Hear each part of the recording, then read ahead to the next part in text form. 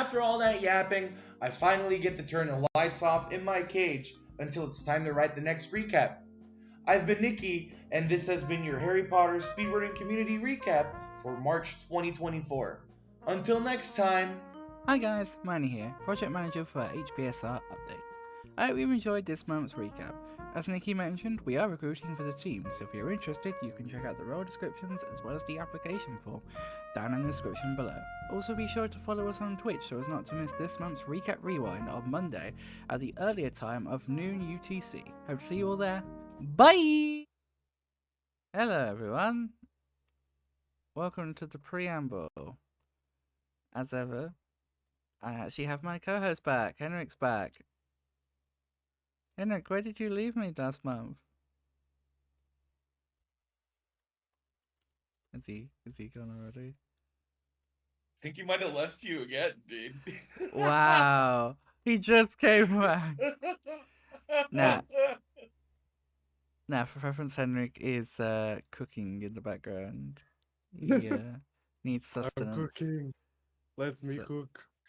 Let him cook. Yes. But hello everyone. We are waiting on one more person. For this, so we will. Yeah, we will chill for a little bit.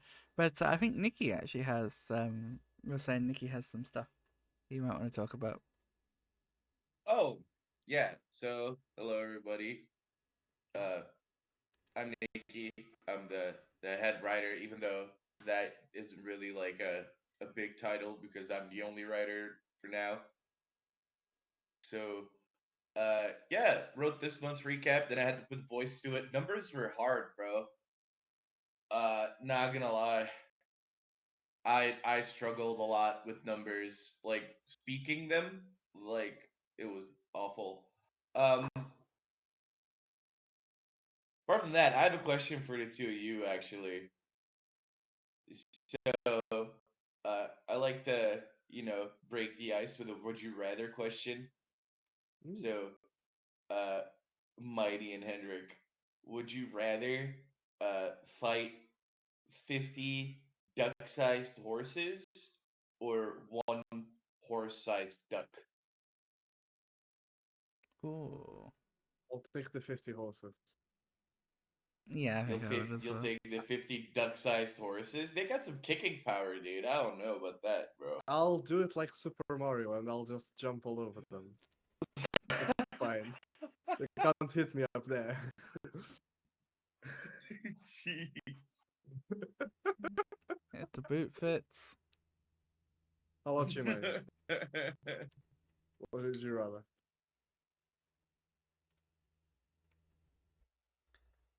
Right. So I'm just checking. The inevitable thing about hosting is on my PC is my PC likes to buckle under the strain of hosting a stream. Although weirdly, when I did the Isloo thing yesterday, it worked fine. Like I had barely any lag, so I don't know what's different between Rewind and that. But I suppose that's literally just like a window capture of a PowerPoint, whereas this is, there's more to this. There's like browser sources and everything. Right, I'm just gonna double check that the music isn't coming through on the VOD.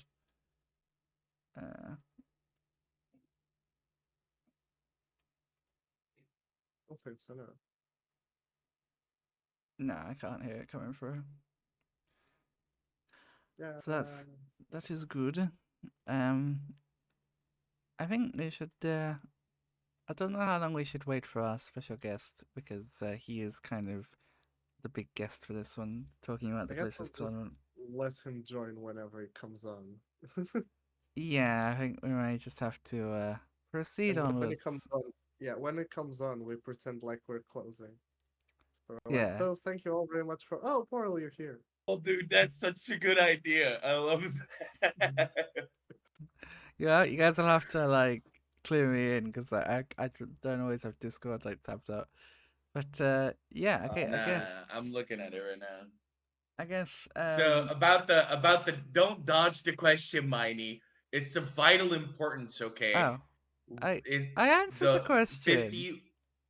No, I Yeah, said you you did. didn't. I I didn't said hear. I agree with Henrik. I said, and I Oh, have I didn't. video. Uh, I I have didn't hear audio that. proof. That's Thank you very much. that's No, that's that's a lame. lie. That's lame. I'll I destroy wanted the some server. discussion. I wanted some chaos. Why No did I chaos, agree with Henrik? unfortunately. Um, I wanted Can't you agree guys with to me. start fighting in the first 15 minutes. That would have been epic. great. We If have there those is, off screen. if there Afterwards, is mine is a gonna be like, you dumb idiot. if there is a soul out there listening in, please tell us and yell at us if the audio is unbalanced. Well, if I need to change anyone's volume, if I speak, if Henrik speaks, if Nikki speaks, if we all speak together, how do we sound? Henrik, I'm pretty sure you have 7TV editor. If you don't, I'll add it to you after Oh, stream. do I? No. I should have. Hang on. You're I'll add money the does email. not an email in the chat. I'm just like, you can add it. You have the I, ability to add it. I'm never an editor in like anyone's chat, so this is too much power for me. Okay. Okay. Okay. That's hilarious.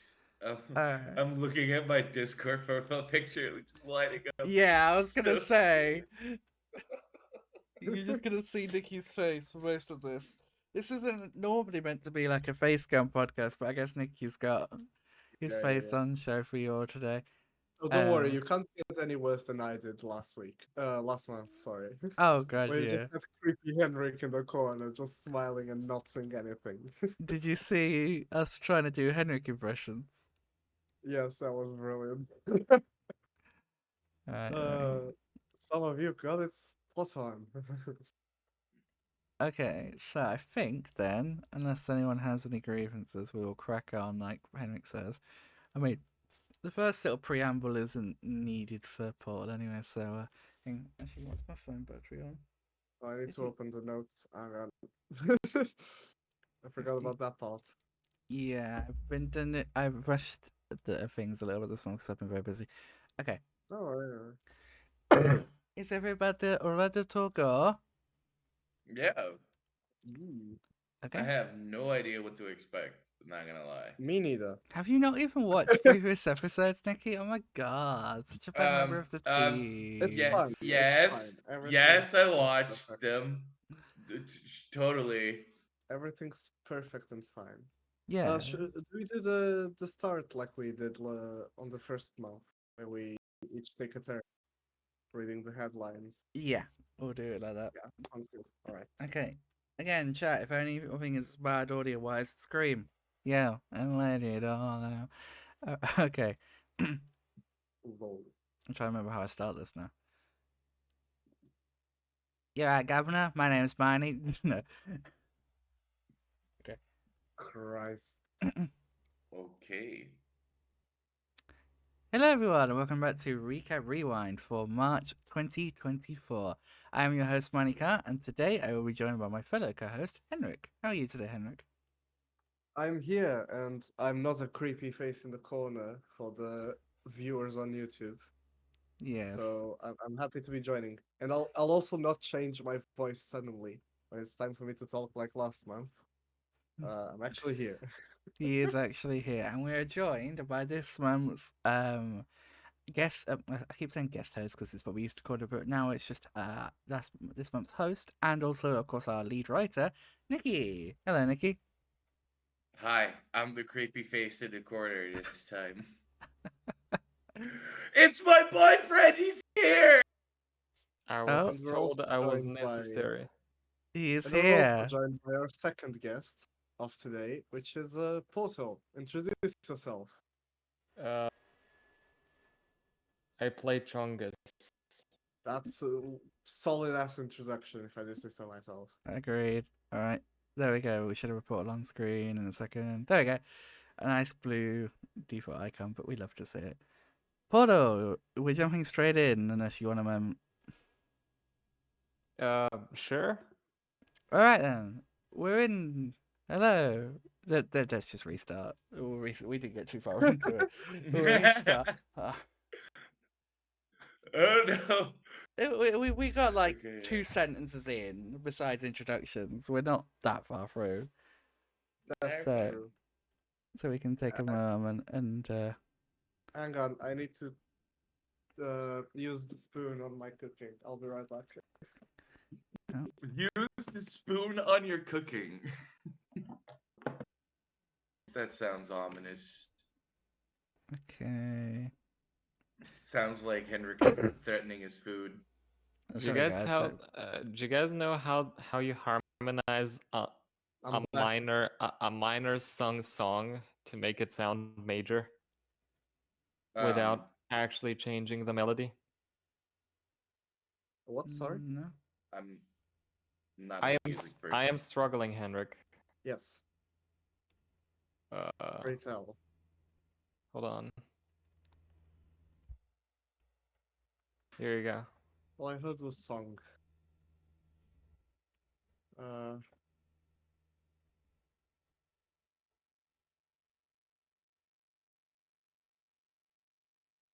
so you want to change that from a major to a minor?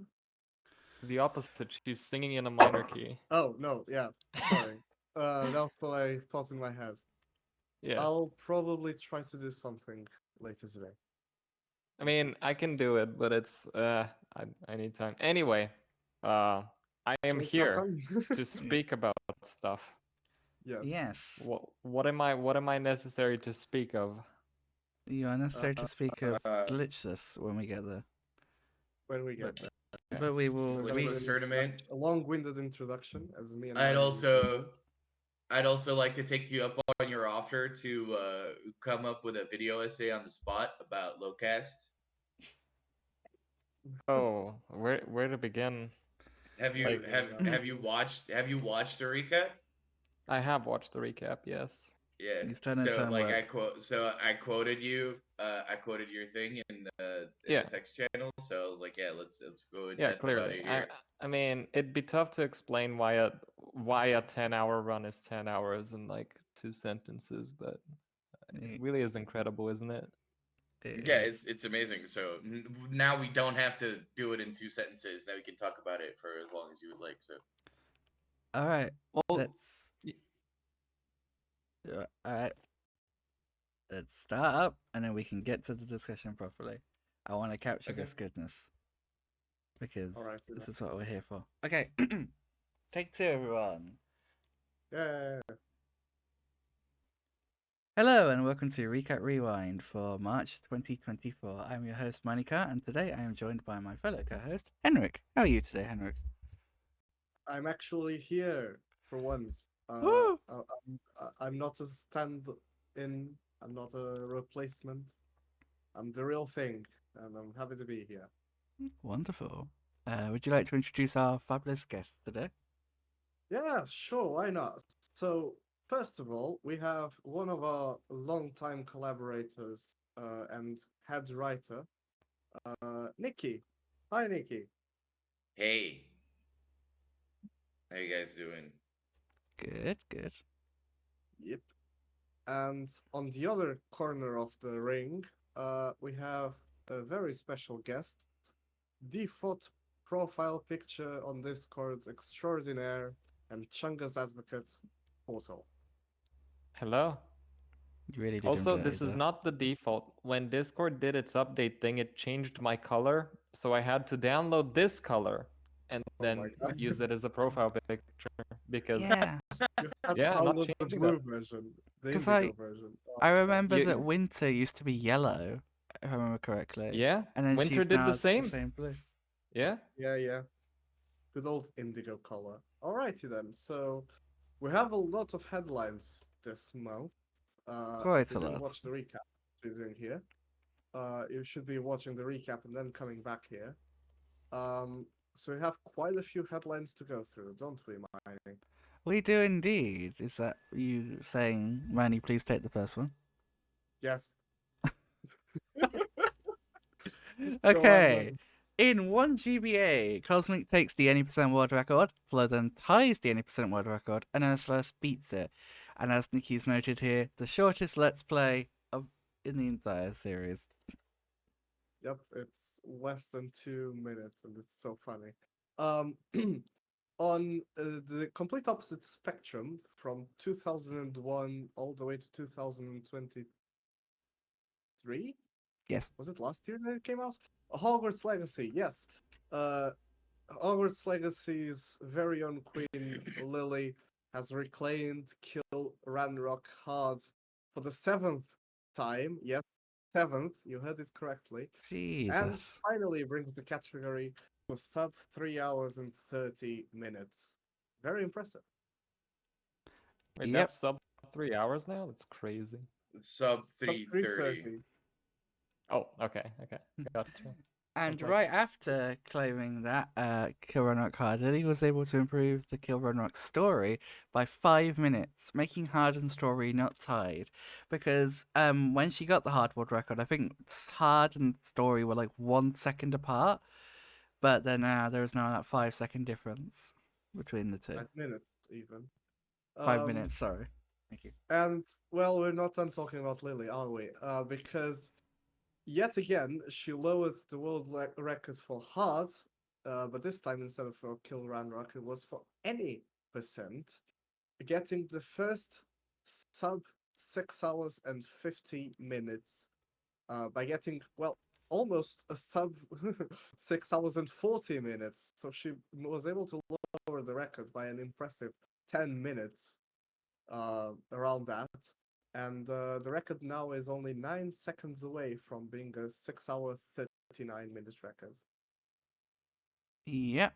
And moving on to talk about our favourite French person, Mr. Flow 203 beats the 100% world record for one Xbox, getting sub 3 and achieving 90 overall world records, which Yep, is and quite the feat. it's incredible. And we're not done talking about Flow just yet. Can Because I interrupt you guys for a second? Yep. Just as Miney I saw this. said Flow 203, I was looking at my chat and I saw the notification pop up that he went live. oh, that's hilarious. Oh, I saw It's the like- notification that his boost he submitted his No Major Glitches world record. It's like he's listening in. So, continuing to speak on Flow, and this is one of the last times. So I still gonna hear from him again, but he actually took another world record. This time in a sixth gen category. Another one, another Xbox run, and this is another Honda run, and this is HP3 this time. It's three Xbox Honda. He can't keep getting away with this. You can't keep getting But away it- with it. But it Who wasn't the came up only with the person Jesse taking, Pinkman meme, by the way? That was Me. Mickey. That was very cringe. I mean, I loved it. Cringe. But I am Miney, a comedic this wasn't the genius. only world record in three Xbox, was it? No, Henrik, it wasn't. I like what you did there. Mr. Ablazenite took the free Xbox No Major Skips world record and improved his own time, which is a slight correction which we'll get to later, but yes. And this That was is- also not the only no major skips run being achieved world record. I like that this is all in a row. The homework's been done for me already. In two PS2, still on 6th gen, but a different console, the no major skips category has changed its name. Oh dear, no more no major skips for two PS2. Now it is any percent nets, or to call it by its proper name, any percent no end day skip. But I like Neds more. Yeah, Ned's is Any good. percent Neds. Good old Speak, Neds. Speaking of changing categories and adding categories, HE6PC finally has a CE in Potions Rush, a run where you have to. What is that about? You gotta get all the potions. Yeah, You you've gotta got to put it collect all in a brew all row. the potions in a Throw row. all the potions in a row. It's Nice. fun. It sounds like very fun and very analog stick destroying. Speaking Um, of destroying, My cult is real. The new low cost record has been achieved, and well, it's no surprise that it's Akon again For in HP1 one PC. PC. Yeah. Yep, it's yeah. No one else can touch that one. Yeah. What do you Uh, mean no one else can touch that one? You recognize who had it before that, right? True, true. Yeah, Portal did hold it before. I did it on purpose. Thank you For like a Portal. year. But yeah.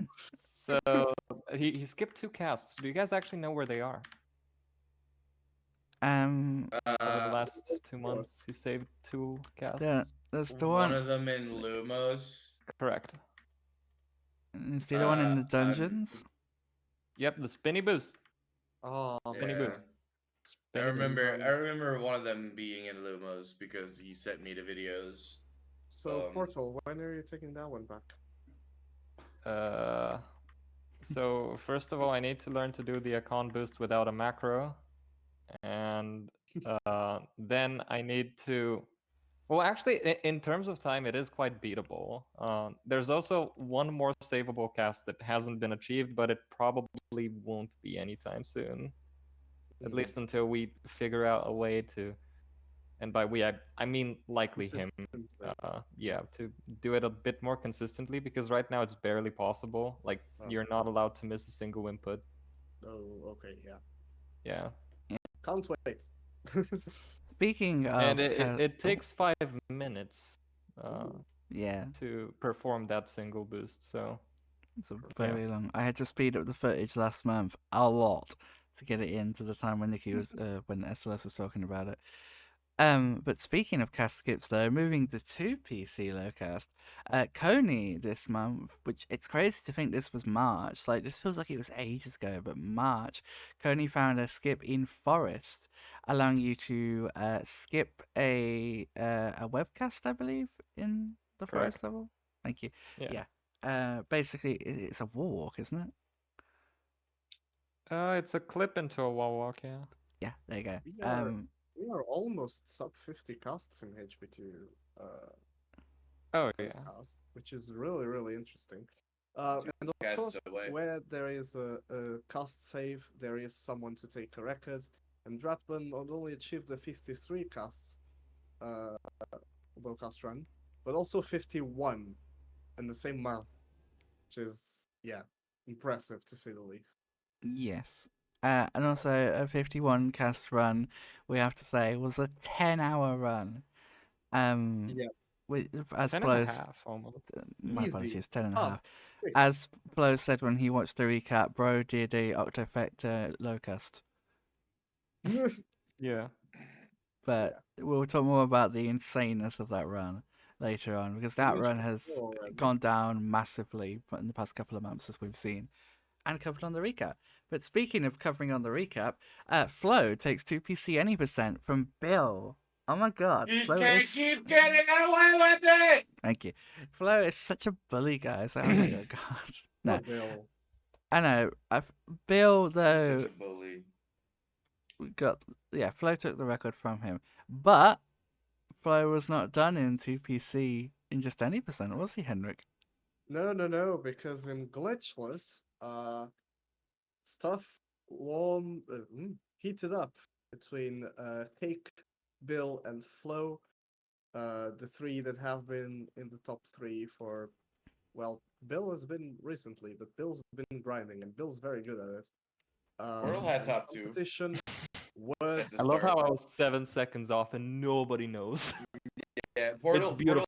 had top. I It's was gonna beautiful. say Portal was top 2. Yeah, it doesn't matter. It's irrelevant. It was an irrelevant grind. But yeah, currently the world record is being held by Flo, with Cake being only 2 seconds behind, and then there's Bill, good old Bill, a solid 11 seconds behind the record, which is really impressive because those three are the only ones to have a sub 45 minute run, and all of them are about a minute ahead of anyone else.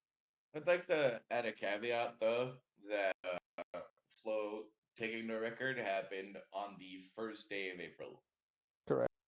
True, it's a lie. So We shouldn't believe it. big joke. It hasn't happened yet.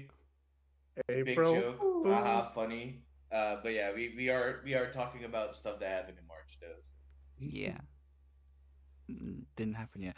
shouldn't Speaking really have though to of mention that. stuff that happened in March, Glitches tournaments, Glitches A happened this month where lots of runners took part. We had the wonderful Cake, of course. Portal was there, Mip was there, Human was there, Nixer was there, of course. He was hosting the entire thing. And Portal's Glitchless Grind came to fruition as what? Where did you come in the tournament again, Paul? Uh, as in place wise or Place-wise, what? yeah. Place, Oh, yeah. I'm third. Yeah. Yay! Hey, A awesome. very solid improvement from Glitchless B champion, I would say, 2 years ago. That is. That is a because that was like right when you joined the community, wasn't it? You did Glitchless B. Yeah, because someone felt like smashing his PC after certain pixies blocked his way and was like, "I'm done." So someone needed to take over. Could Uh, Ah, be me. I But see. speaking of Portal, yeah. So technically, Nikki, me ever playing glitchless is entirely your fault because I wouldn't have touched it otherwise. as you can hear, Portal is No, very, very done with I'm Glitchless, so responsible. that's why Portal announced a HP2 tournament, but not Glitchless this time. It's a War Plus One, Woo! which is going to come to fruition later this year. So stay tuned for new news. Yep, that will be in June, the first 2 weekends of June, Right. um, and potentially the final weekend if it's needed for a third weekend to go around Italy's full series in the middle of the month. Um, but speaking of signing up for things, we have officially opened applications for the recap team. We are looking for additional support in a few places. If you're interested, you can find out more information in the description of the main recap, and I will post it in the description of the recap rewind as well. But essentially, we are looking for a writer to assist Nikki with writing. We're looking for an editor to assist me with Secretly, I editing. just kind of want a roommate for my cage. It's lonely here. Yeah. Mine is Yeah. not But mine. Sorry, hang on, Nick haven't you got currently the your feathered friend who poked his head in towards the end of your recording for this month's recap? You be my cat. Your cat? Was that your cat that made that noise? Ooh, yeah, like you mean like he got on the chair and he like started digging his nails into the thing. Like I was trying to like finish up and then he was like I don't know what happened. Speaking of not knowing what happened, Henrik, our final headline. our final headline. Yes, it's the Saturday showcase trailer that has dropped uh over on the recap team uh thingy-magic YouTube channel and stuff.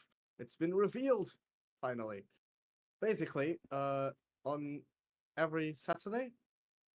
I don't want to lie. I think it's on every Saturday. Ideally, yes, that's the intention. Yeah.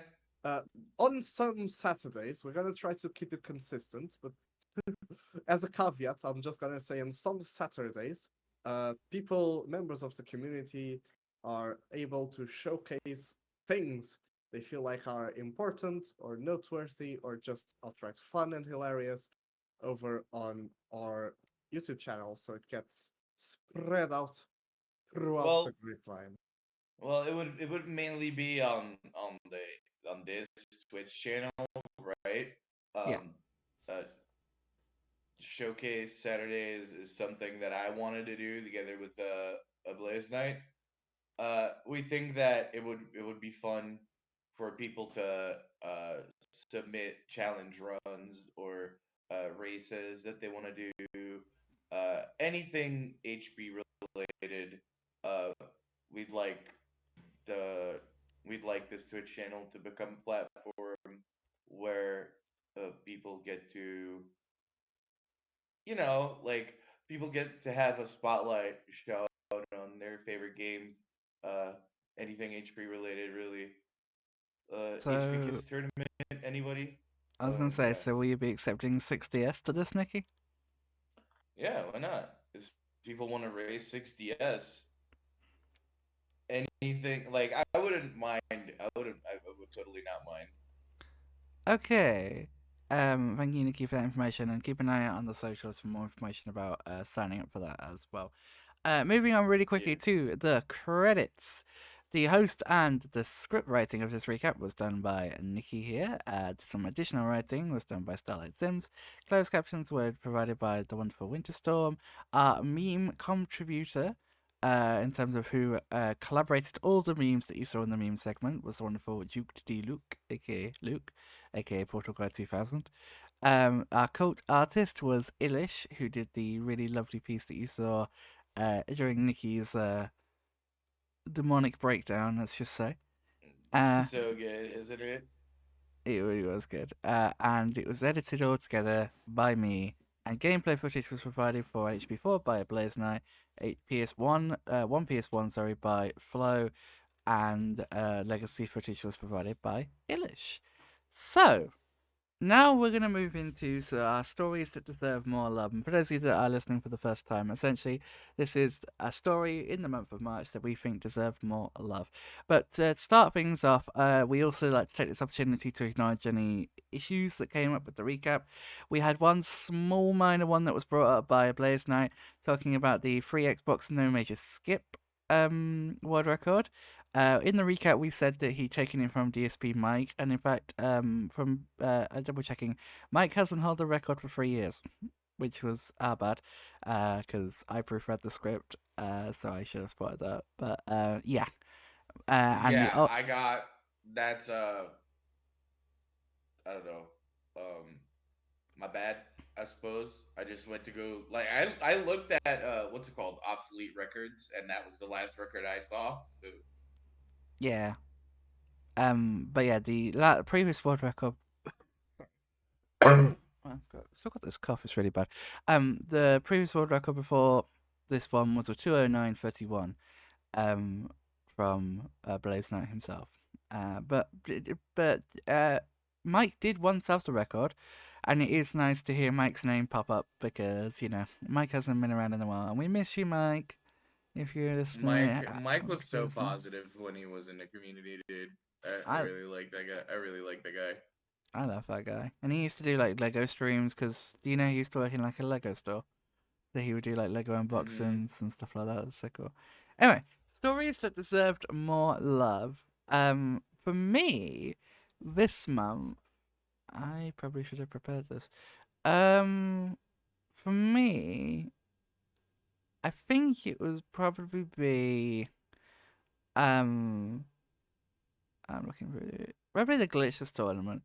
And I think we covered it well, but I do think, it's a big event. And one of the things I've always wanted to do with the channel is have like retrospectives on tournaments. Although I'm aware that would be such a lot of work, along with our current output. But one of the things I really have always wanted to do is like, retrospectives on tournaments. And, I feel like we could spend hours just talking about the Glitches tournament. And we're going to be talking a little bit more about it in a deep dive in a little bit.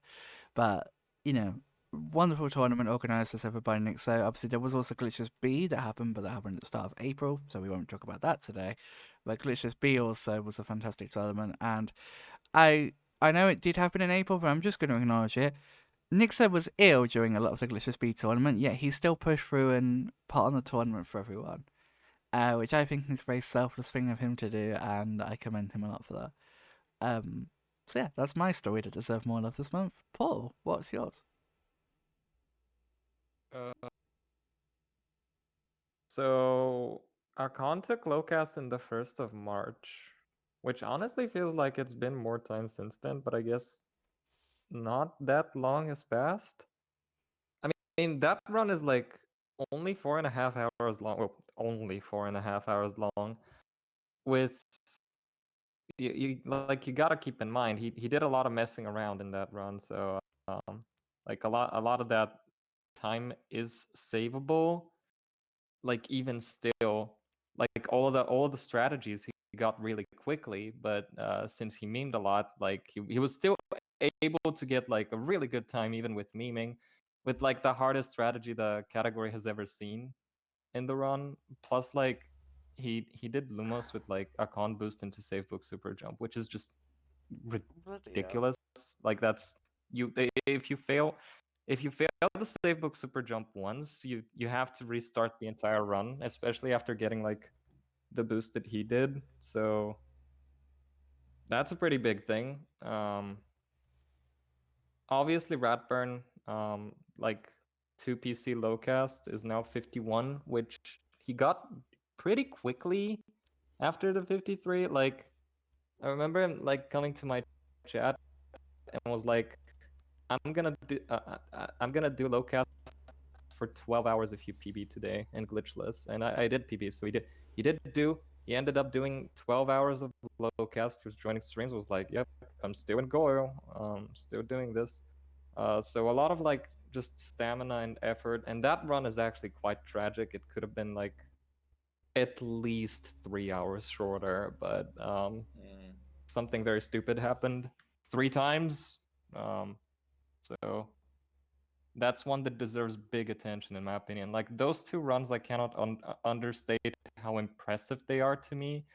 Having done low cast myself in both games like numerous times, admittedly more the first one than the second one, it's just it's remarkable that someone would have like the stamina and the patience to not only grind these strategies but also get good at them, because they know exactly what they're doing, right? Like it's not like they're going into this brute forcing with no plan in mind.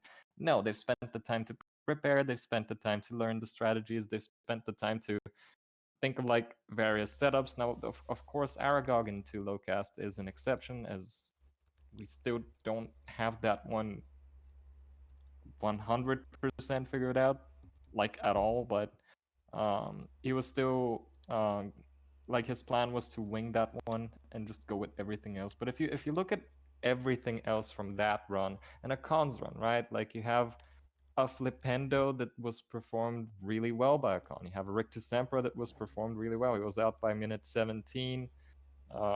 He basically first tried almost everything. Well, the Gnome Corridor did take a couple of tries, but that one's like normal. And yeah, overall, like those 2 runs are really important to me. And also, like another thing that really impacted me as a runner is Pekine's overall improvement in HP2. I feel like that deserves a lot of attention. No one's talking about it as much as they should be, but the guy just became a top runner overnight by putting so much practice into it. I'm so proud of him. He was able to watch top runners play and kind of like mimic what they do, literally just like redo it on the spot. And from replicating, he was able to learn some of the hardest strategies.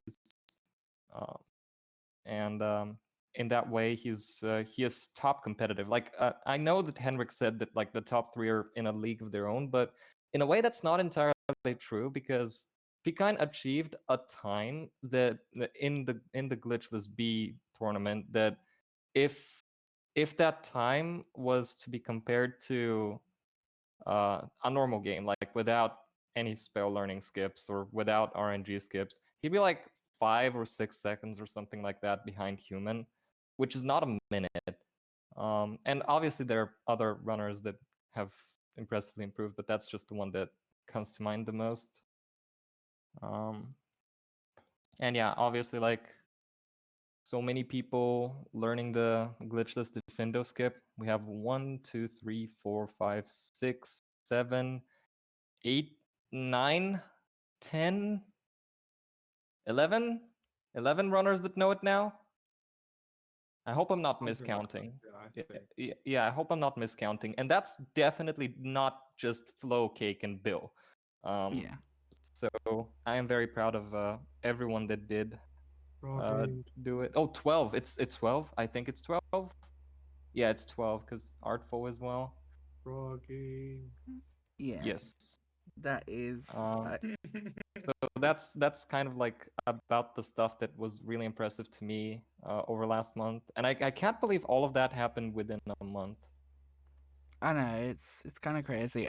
We will be. So I can say we will be talking more about PK next month. For reasons I won't spoil. Besides the glitchless improvements, but yeah, I won't spoil it, but yeah, because obviously we are talking about March. But thank you, Portal, for your stories that deserve more love. Nikki, what is your story that deserves more love this month?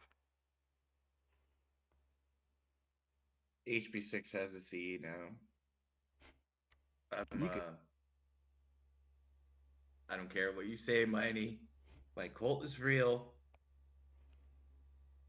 We're taking over the world soon with What quests and was potions. that the one you were hoping for, or was there like another one that you would have liked as a CE? Um, I mean, there's another one that could have been a good meme, but I get why people are against it, right? The so Harry stumbling one? flop percent. Yeah, Yeah, flop percent. yeah. Like, I think it would be funny. I can see the argument. I can see the argument against it, but then again, there's other categories on the CE leaderboards that have the same premise as flop percent has, which is, oh, this is funny. Like, let's do a speed run that is Yeah, just don't we already have like goofy. technically like what 5, 6 runs of that um Yeah, we available? do. We Well, then do. what's the problem? If people want Um, the CE, then they should the have a CE. problem is, Yeah, the we've already problem added one. is, the problem is that it's very like telegraphed, and then eventually like everybody will just have the same time because just like the optimal way to follow will be Well, found, and then there will be a leaderboard full of well, ties, and I will not name names, but some people think that's stupid. So do you think that would actually be the case though? Because like I don't know, theoretically that's a thing that can happen to every speedrun. Like yeah, but I like mean if it's what's it called? But if it's like every like I think the run would look like everybody just plays through like the first 10, 11 minutes of the game, and then they would trip in the common room, and then like it would very quickly become that, as opposed to like as opposed to what you're saying, like technically if enough time and effort is put into any game, like, and everybody at the same time improves, well, like in an ideal world everybody would have a tied world record, right? yeah, yeah, that's not what I'm asking though. Like the route is irrelevant, and what like the most optimal method to fall down is, Mm-hmm. wouldn't like what ultimately matters in a speed run is um, whether or not the runners themselves believe it would serve as an entertaining competition. Because if people want a leaderboard, something like fighting for frames should not be a problem. And leaderboard full of ties is easily fixable by adding milliseconds. So that argument, especially like we've had, I know for a fact at least 5 people have run that now. So Mm-hmm. like if people want a leaderboard and if there's 5 people willing to run HP6 for 10 minutes just to make this happen, then there's probably going to be more interest in it. There's obviously like you mentioned like other categories, not just in HP but in general in speedrunning, that are like similar in premise. Some are like even dumber, like death Mm-hmm. percent, die as fast as possible, which And technically suffers from the same issue that you mentioned. Like, eventually yeah. everyone would just, die the fastest way possible, but that's not the point, right? Um, so Yeah, yeah, you're although like that, we went on a tangent here, but in the topic of all potions, I feel like it's a really cool category extension idea. It's one Yeah. that's like very skill based as well, because doing those potions oh, fast is hard, man. that was exactly Um, the one that I was going to highlight.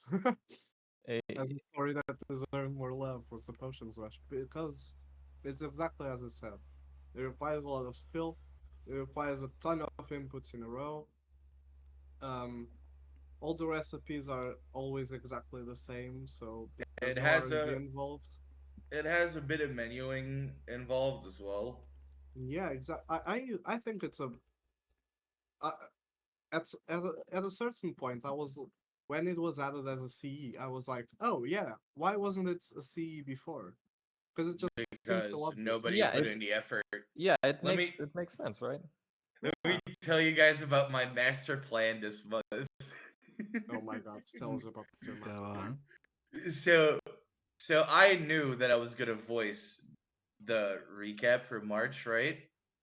And Yep. I knew Flo and Katashi both had done a potion rush run already, and I had done one already as well. I just didn't upload it, and I guess I deleted the recording. So I think like somewhere in the middle of last month, I just quickly did one run, recorded it, uploaded it, and I was like, "Hey, here's the third run." No, there's yeah, so I got to talk about it. It was me, the HP6 High Priest. Uh, yeah, that was my master plan. Shaking my That is a head. good plan. There's obviously a lot of potential for HP6 category extensions if people have interest, which clearly they Like not do. even 'Cause, like, categories. I feel like bingo could be super fun in HP6. oh yeah, for sure, for Mm-hmm. sure. Yeah, Although like definitely. HP6 does suffer from a very big problem, which is an accessibility issue because it doesn't function well for everybody. Yeah. So But later games have that. yeah, Yeah. if we can find a way around that, so that everyone could compete fairly, then I And do think HP6 is probably the best for bingo out of the later games. and if you're looking to more category extensions in HP games, I all portraits 5PC. I need to advertise this because it's the best one. Yeah, I've heard it's really good. It's really fun and it's really quick. It's like one of the few runs that I've done, so I need to Yeah, advertise it. V8, who's a top five, I believe, HP5 runner, advocates for it to be. Well, at some point he told me it should even be like a main category, or Which I don't rather, agree, but I understand the sentiment. It's yeah, actually a very fun scene. yeah.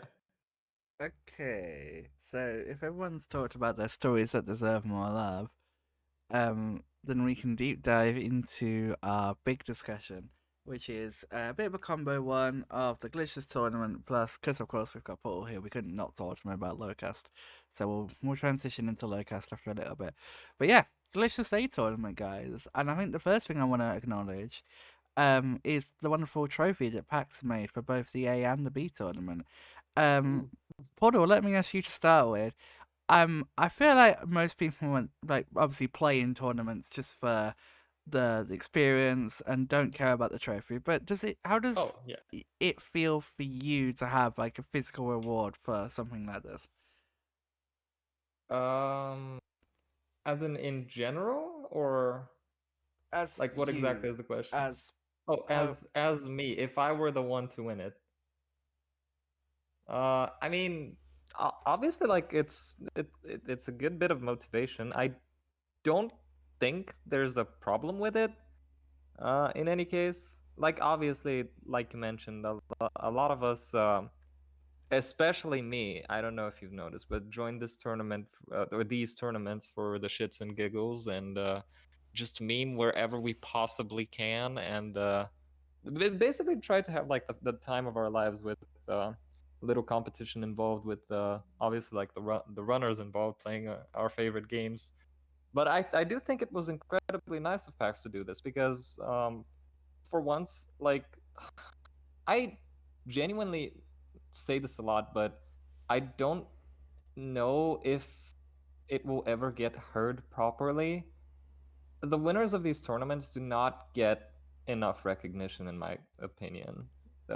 As in all the time they've spent to get where they are, like all the obviously like all the difficult matchups they've had to go through.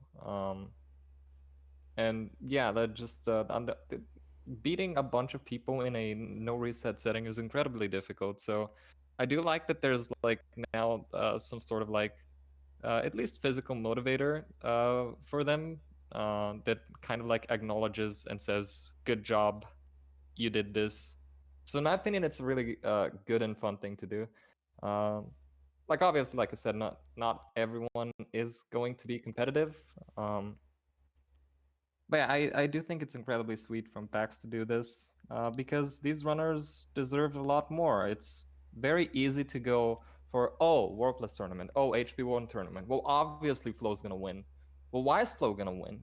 Flo's gonna win because he practices more than anyone else. Flo's gonna win because he puts the hours in. Flo is going to win because Flo understands these games on a level that we do not, and that is the reason that he Hmm. has like a noticeable skill advantage over everybody else.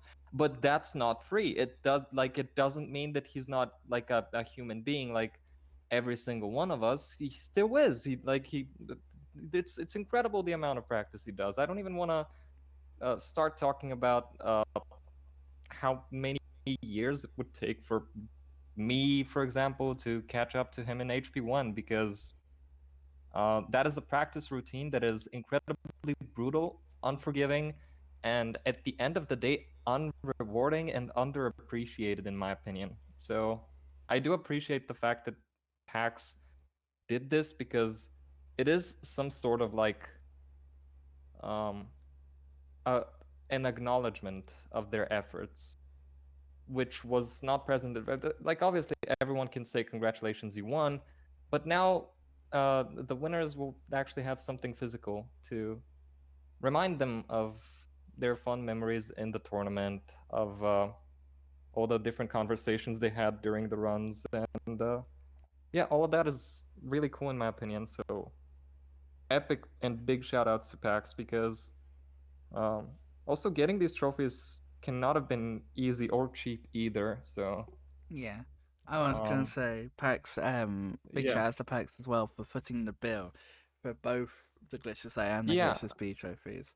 yeah, Like, I thought that was incredibly based, because I don't know, it's just it feels as though speed running um is still thought of as a niche hobby, and everyone overlooks all the effort involved. So I really appreciate that Pax did what he did. yeah, definitely. Um, Nikki, PAX is just PAX is just very generous in general, right? Like, he um, PAX is someone who is incredibly generous with his time and with his money, and he gets a lot of appreciation for that. But I think it's something you can never fully thank someone for. I myself can say that I have been bombed by PAX, love bombed, for want of a better expression, before, Bomb and is something that we should it, preface. yeah, I realized after I said it, I will clarify, love bombed, because yeah, it's insane how generous and kind that man is, and normally, it sounds weird to say, but normally when you have that kind of um people with money, you start to perhaps look at them a little bit questionably, because it's like, are you just trying to get into a position of power or something? Like, I think we've seen people like that before, but I don't. Pax is not that. 100%, he is not that. He is like one of the kindest people I've had the privilege to meet, and he's a wonderful addition to our recap team. And yeah, he's also now, I can say, he's also taken on acting head of tech at Potfun, which is a really exciting role for him. Ooh. And I'm really excited to work with him to put on Potagon 2024 in May. So yeah, Nice. Very soon, very soon. When are stuff opening for people to submit runs? soon, DM. I'm not at liberty to say exactly when, but soon, Please, very so soon. By the people time can this ends up on prepare. YouTube. All right. Um, Nikki, let me ask you this: as a viewer of these tournaments, how does it feel to see, like Portal says, like the winners rewarded in such a way? Does it mean as much to you as it does to the runners and Portal himself? Clearly, um, It feels really cool, yeah. Um, I think it like makes it real, you know? Yeah, Like, that's a very good way of putting it. I feel like what's it called? Like the way Portal said it, like when you said Portal, like I feel like people don't get enough recognition. Like this is one of the ways that like real tournaments, like let's say like any like sports tournament, like people get trophies, and that's what makes it real. Like they can like now like both Cake and I think Pecan, right? Was it Yeah, Pecan who won? yeah. Yeah. Like they can like they have something to put on the shelf and look at and be like, "Yo, what the fuck? Like I won this." Like it's crazy. Like and people who won before, like they have like the title, I guess. Like they have the recognition, but like it kind of fades away after a while, right? Because there's not like any memento. And maybe that's also kind of why we would need to do these like tournament um like retrospective, maybe, like just to like shine on, like just to like put a shine on you know the people who put like the time and the work in and effort in to win one of these things. Yeah, definitely. And it is something that I think in my plan for like later this year. I think once Saturday Showcase has taken off and we've got it going, once the series that SLS is working on with Beaver and Flo has gotten going, I think that's the point where I'd start to look at, can we do this? Because obviously the thing with the tournament retrospective is it's kind of relying on when tournaments happen, and therefore getting stuff like that turn around quickly. Plus, then you can backlog and do older tournaments. But obviously, with a retrospective of an older tournament, it's a lot more research than if you're able to just sit and watch the tournament and be there for it yourself. If that makes sense. So Mm-hmm. I want that series to do well. So I want to give it the time it'll need. And at the moment, obviously, we are working on building up what we've got at the moment and making that stable before we add anything else to the mix. So it is on my plans for the end of this year, so I'm very much looking forward to that. Um, okay. So we've talked a bit about Cake being the winner of the tournament. Cake went through the winners bracket, so he didn't lose a single match, and then also didn't lose a match in the final. Portal, talk to us about how difficult that is, especially in their reset setting. Hmm. With the with the lineup that you see, like, I'll just open the bracket real quick. Yeah, okay, standings, there we go. So with the lineup that you see,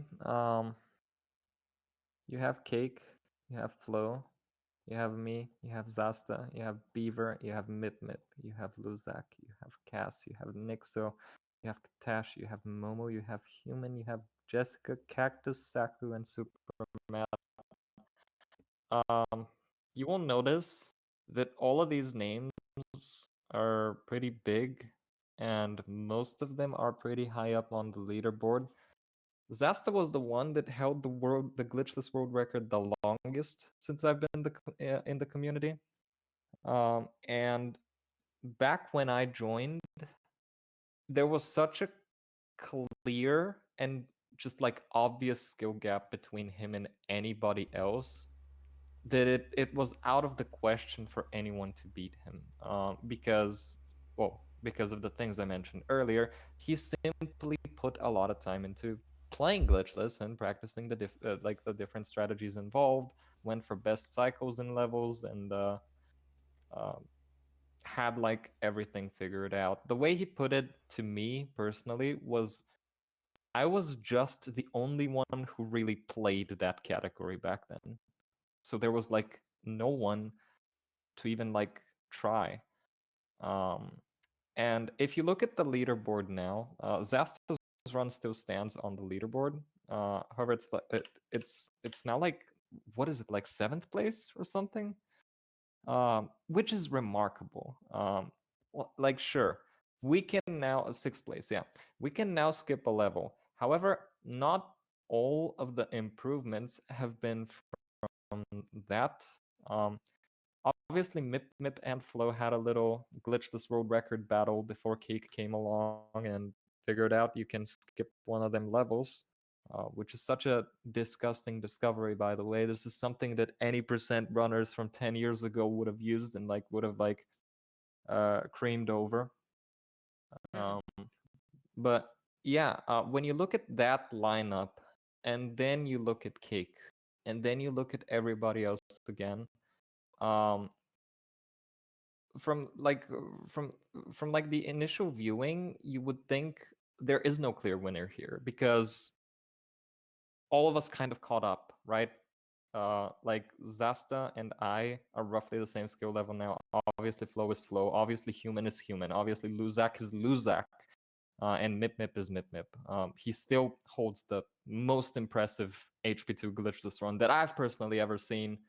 Um, I don't want him to beat that run. I've talked to him about it because I think it's the best glitchless run ever performed. Um, and it's just like Cake put it really well. It's just objectively a really good run. That's like there's very little time left in it. But yeah, when you look at all of these people, the fact that Cake lost to nobody, with using strategies involved that are like so incredibly risky, and can end up biting you in the ass, which they did for him on several occasions, and he still won. Um, that is truly remarkable. Now, obviously, there's a lot of like nuance into why he won all of the games that he did. But what it basically comes down to is he was well and above practiced more than anybody else. If you look at his current PB from 11 days ago, that's just 2 seconds from the world record. Do me a favor, everyone. Watch the Willow. Watch the Willow and tell me that's a human being performing it, because I haven't seen anyone move an HP2 the way that Cake does. It's some of the most impressive like movement tech that I've ever seen. And I talked to him in call while racing him, and he basically told me that at some point it developed into an addiction, even, and it's such a cool addiction because this is like the moment I raced him, I realized, shit, I have no chance where I currently am right now. Like, yeah, our PBs were 7 seconds apart, or 15 seconds apart, somewhere along those lines. But PBs lie. Obviously, you won't be playing up to your PB skill level all the time, but his consistency was just better than everyone else's. And if you watch that tournament back, the only person that rivaled him in consistency is Flow. And what I mean by consistency is not going for the hardest stuff and getting it. It's being able to do whatever your route is with as little time loss as possible. Be it making obvious mistakes, or taking a death, or um, just kind of like hesitating with stuff. Real consistency means taking a route and then being comfortable with that route to the point where in a tournament setting you are like just confident enough that you're not going to fail anything, right? That's what real consistency is in a speedrunning tournament setting. And Cake had that and more. Sure, the only level for him that lacked consistency, the only 2 levels were Chamber 1, notably, and Defendo. However, like those 2 levels are obviously not going to be 100% consistent, simply because they're the hardest level of the speedrun. And everyone, as we've seen in the tournament, is going to mess up there because it's just that hard. Um, but when it comes to like anything else consistency wise, I believe Cake deserved the wins, uh, simply because it was more than clear enough that he was more consistent. And like the more I watched him play, the more I was like, yep, he's gonna win it all. Because when I initially just signed up for the tournament and saw all the people involved, I legitimately had no clue who would win. I had no idea how consistent Defendo Skip was. I had no idea that it's even doable by someone that isn't Cake. Like, I had no idea that people would go for it, that people would learn it and get so good at it to make stuff even more unpredictable. And most importantly, I did not know how much Cake grinded because he doesn't stream. And because he doesn't stream, it's really easy to underappreciate all the work that he puts in runs, but we have information that he's able to or capable of grinding up to 12 hours per day. So against someone like that, uh, I feel absolutely no shame to losing. In fact, I admire that person a lot, and I have big respect for Cake, as people know. People legitimately made memes out of how much I'm in love with Cake's runs. Um, but yeah, I think I was talking to Gob about it last month. Cake does not submit a bad run. Like, he's not gonna submit a bad time. He's gonna submit a time he's happy with. And I think that's really cool. He reminds me of Mip Mip in that regard, because Mip Mip did not submit until very late into his running career. Like, he had started running offline. He was running with like the old FPS gap with DX Story without knowing that the rules were changed. And he just kept running like that until he got a really good time. He submitted it, and it was rejected, and people had to launch a small investigation I remember. just because of how good the run is. Yeah, offline grinding is always going to be underappreciated. So, in regards to Cake winning all of the games in a row, if you're asking me how I feel about it, well, I feel that it makes sense and he deserved all of them. Um, it makes absolutely perfect sense. Like, obviously, uh, there was there were many factors that came into play, and if you look at like the top 5 runners, like obviously like this could have been anyone's tournament in the top 5. However, Cake to me personally proved that he deserved this. So that's how I feel about it. Absolutely deserved and unsurprising in my eyes after seeing him play a couple of times. Absolutely. I think I got the pleasure to commentate a Cake match, if I'm remembering correctly. Because I remember, I think it was Cake versus Human. Um, if I remember correctly, I got to commentate, and that was such a joy to watch both runners. Speaking of commentary, though, Henrik, you obviously just checked the schedule, have commentated 2 matches on the final day of Glitch Day. How is it for you to get to commentate such high skilled runners? And is it ever I guess, is there ever an anxiety going into something like that you are commentating over such a high profile match? Absolutely none whatsoever. All right. I should preface by saying, specifically in Glitchless A, that was still around the time when I didn't have time to watch the tournaments, and during the week I'd sometimes put them on the background while I was working on other stuff. So essentially, I came into that Sunday, March 24th, when the final few matches were held, knowing almost nothing about what had been going on in the tournament. I I one of the few times that I was able to drop by, I created the meme format apparently, which Miney helped popularize with um with Matt and Luzak, and Zasta. that was about it. Sasta, yeah. Zasta. Zasta, sorry, I no. It's Ian okay. names.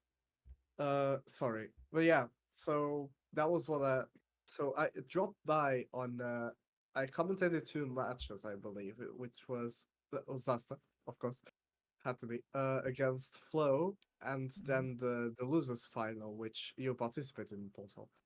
Yeah. Um, which was really good fun to watch. I don't think there's a stress for me. I don't get anxiety from commentating a match that important. I just go in basically the same as Portal says he goes into every tournament. I just Based. to have fun. Based. Absolutely Uh, based. I just That got have fun, joke around, try yep. to do it as, in a way, a mixture of professionalism because the runners will there's a lot of people watching live already in the tournaments, and even the runners usually go back to watch their tournament runs to see, oh yeah, I really missed that cast, oh yeah, I did.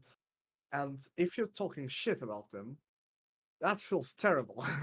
Yep. So we Yeah. don't do that here.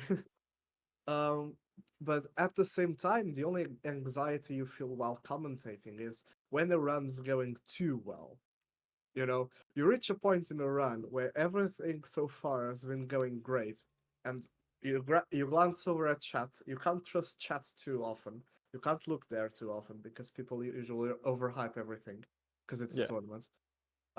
So you glance over at chat and everyone's like, "Oh my god, it's on pace to be the tournament recce or something like that," and you're like, "I can't say anything because it's going to jinx the run, so I can't talk about it."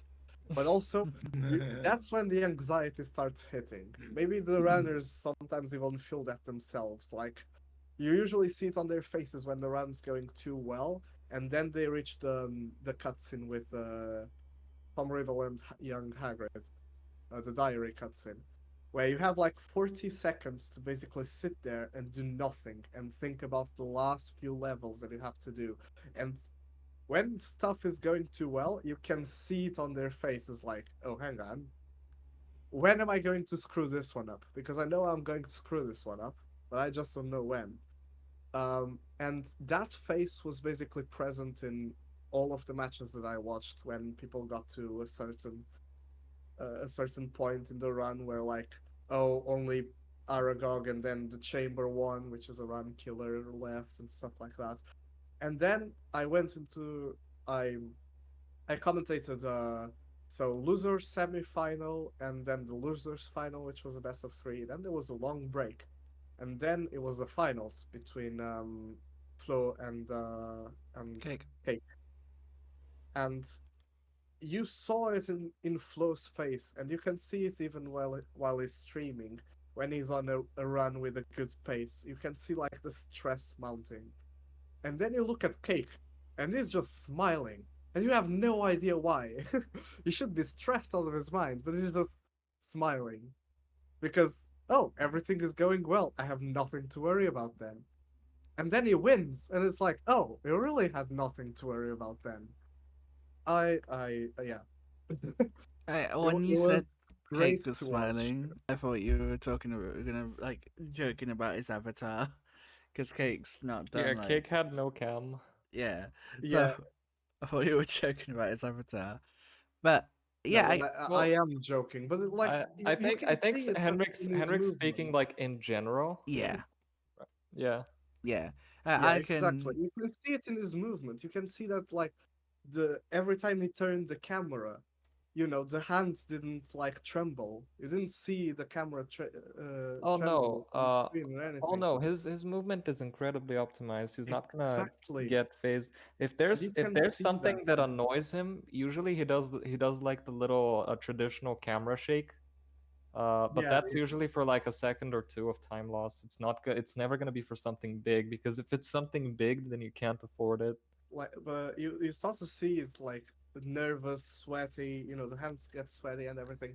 So sometimes those small mistakes happen just in movement, oh, I shouldn't have jumped there or anything. It also But kind of Kate depends who you're racing, right? Because this. like, uh, yeah, because like, if you're very calm against your opponent, then sometimes like nothing phases you. I had one game during the tournament which I will never forget. It was me versus Mip Mip, which ended up being like what 3 seconds apart or something. It It was was really something, yeah, it was something really stupid. And the entire way through, I played that game on like complete autopilot. We were talking about something entirely unrelated. We were just just having a good laugh and talking about whatever. And then at a certain point in time, I'm like, by the way, exit defindo at X, and he's like, oh, me too. And I'm like, do you think they're nervous? And he's like, yeah, probably. Yeah, yeah, And then like at the end when we both failed the 2 cycle, Mip is gonna be like, bro, you're not gonna believe this. Like we we just gave them like the spectacle of a lifetime. it was definitely a very But yeah, we were never nervous during that run, even though we probably should have been. Because I remember telling him during the willow skip of that run, I just completely winged. I can't believe I got it because it was just complete and utter muscle memory just carrying me through it. I completely forgot that I'm in a tournament setting. Like my mind was somewhere else entirely, sleep deprived, like 2 hours of sleep or something. And then I'm talking to Mip about like random stuff. So, uh, so Yeah. That's one of the yeah, things that's funny about when you're commentating a match because we can see your faces. We have no idea what you're talking about, and sometimes you just burst out laughing, both of you at the same time, and we're like, "Oh, what happened there? That wasn't gameplay. yeah, We're just telling jokes." Or like, yeah. I mean, we have moments like that. Yeah. It's really fun. It's I think it really fun. happened once when I was commentating over Nixo, and I said, I can't remember what I said, but I said something like, "I wonder if Nixo is X," and then Nixo nodded, like, or like did some sort of affirming head motion, and we both just burst out laughing because it's like it's the timing of stuff like that when things just. I mean, Nixo could well have heard us through the commentary, but I believe he mutes the speakers, so he doesn't hear the commentary. Usually does, yeah. But yeah, like I have to agree. Like Commentating is very fun. like you say, Henrik, I commentated the Glitcher Speed tournament final, which was when I saw my name on that final. I'm like, oh, there was a bit of anxiety there when I first saw it, but when I got to it, I was like, this tournament's been incredible, and I thought to myself, this is perfect because last time I did a sneaky little, oh, Nixo, you're amazing at the speech at the end of the tournament, so I thought I can do another one, so I did, and I Oh. I made Nick so emotional. But he deserves the praise. He puts on these amazing tournaments, especially B, like I say, when he was sick. But Mhm. I do also love when things just turn into pure chaos in commentary. Like I remember when in the Wizard Card tournament where Portal, sorry to bring this up again, Portal, where you soft locked going into chamber and had to replay gold cards. And me and Sammy, I think it was me and Sammy commentated. We I lost our played that shit. so wrong. You know what I should have done? I'm sorry about the tangent, but I need to say it on an official platform. What past Portugal man should have done is warped out, died in Quidditch, went back to chamber. Would have saved a good like 2 minutes, more than 2 minutes. That's pets. That's what he should have done. But what's like even more remarkable about that game is that I got a little lucky because I think Gob failed something at the end. But yeah, we were talking the entire time and we were still like having like the time of our lives. I'm like, Gob, you're not gonna believe this. And he's like, no, you didn't. And I'm like, I did. And he's like, fuck, man. He's like, now I'm gonna feel bad. And I'm like, no, no, no, no, don't worry, go for it, go for it. And yeah, it was a really good time. One of the reasons I sign up for basically every tournament I'm able to participate in is because of the experience you get with whoever you are racing. Because I haven't had a bad experience so far with anybody. It's always been such a good time. It doesn't matter who you're racing. It's just always like you have something to talk about, and be it stuff like, so what got you into this game? How long have you been running?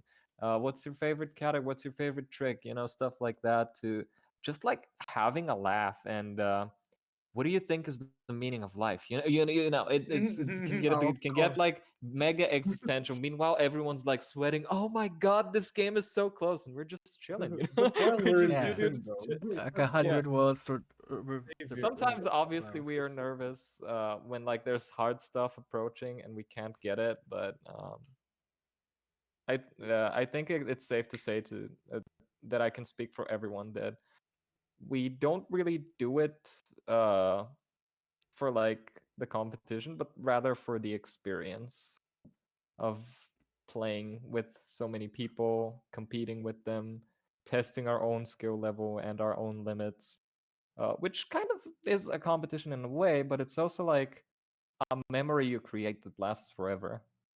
Yeah. Yeah, definitely. Like Perhaps I But yeah, boosting you were saying something, Miney. I interrupted you with this tangent. I'm so sorry. No, you're absolutely fine. I mean, you put me on another tangent now. Like, I might not have played in every tournament, but like ever since the start of 2023, I've been involved in every tournament, be it from a moderation side of things, be it from attempting on this little PC to restream, be it, commentating, hosting in my own tournament with Blaze, or actually running in the bingo tournament at the end of last year.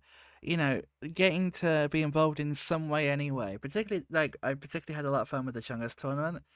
Um, like that tournament, it compared to the other ones because it's such a short category. Even with the best of three, it's usually very quick. Yeah. So you're there, done, like move on. It's like I like that flow where things keep moving, and I have a really bad habit of making cheat sheets. I made one for the bingo tournament. I don't even mod for Nixo, and Winter yelled at me, rightfully so, because I just love doing stuff like that. Like I can tell you now, I have the host sign up form for Potagon 2024 already made.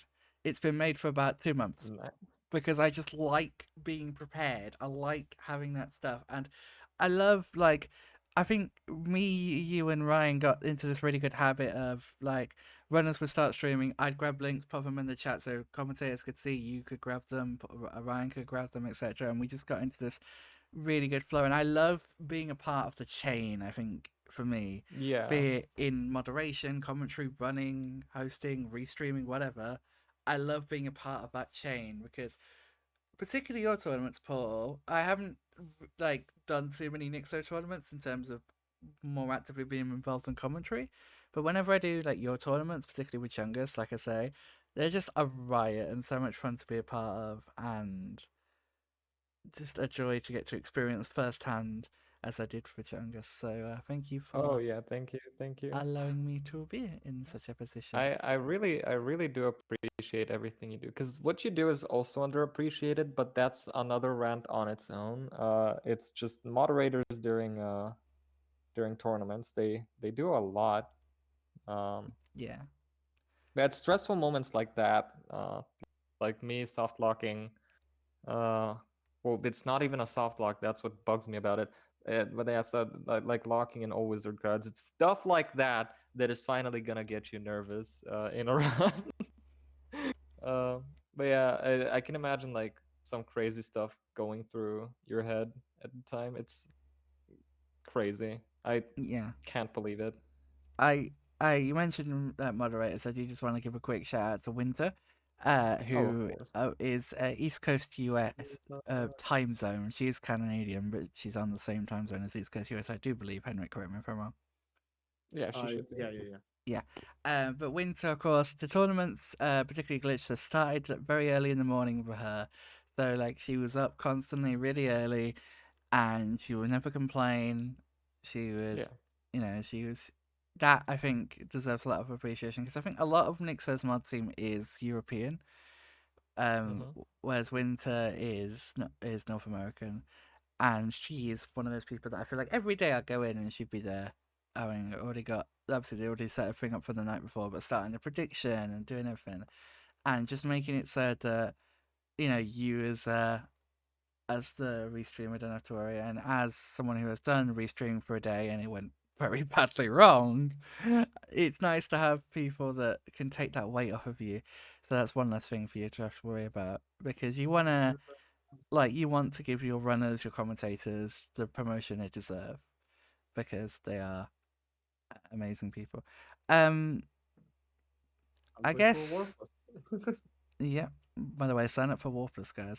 Um, Oh No yeah. thanks. We need more people. No thank indeed. you.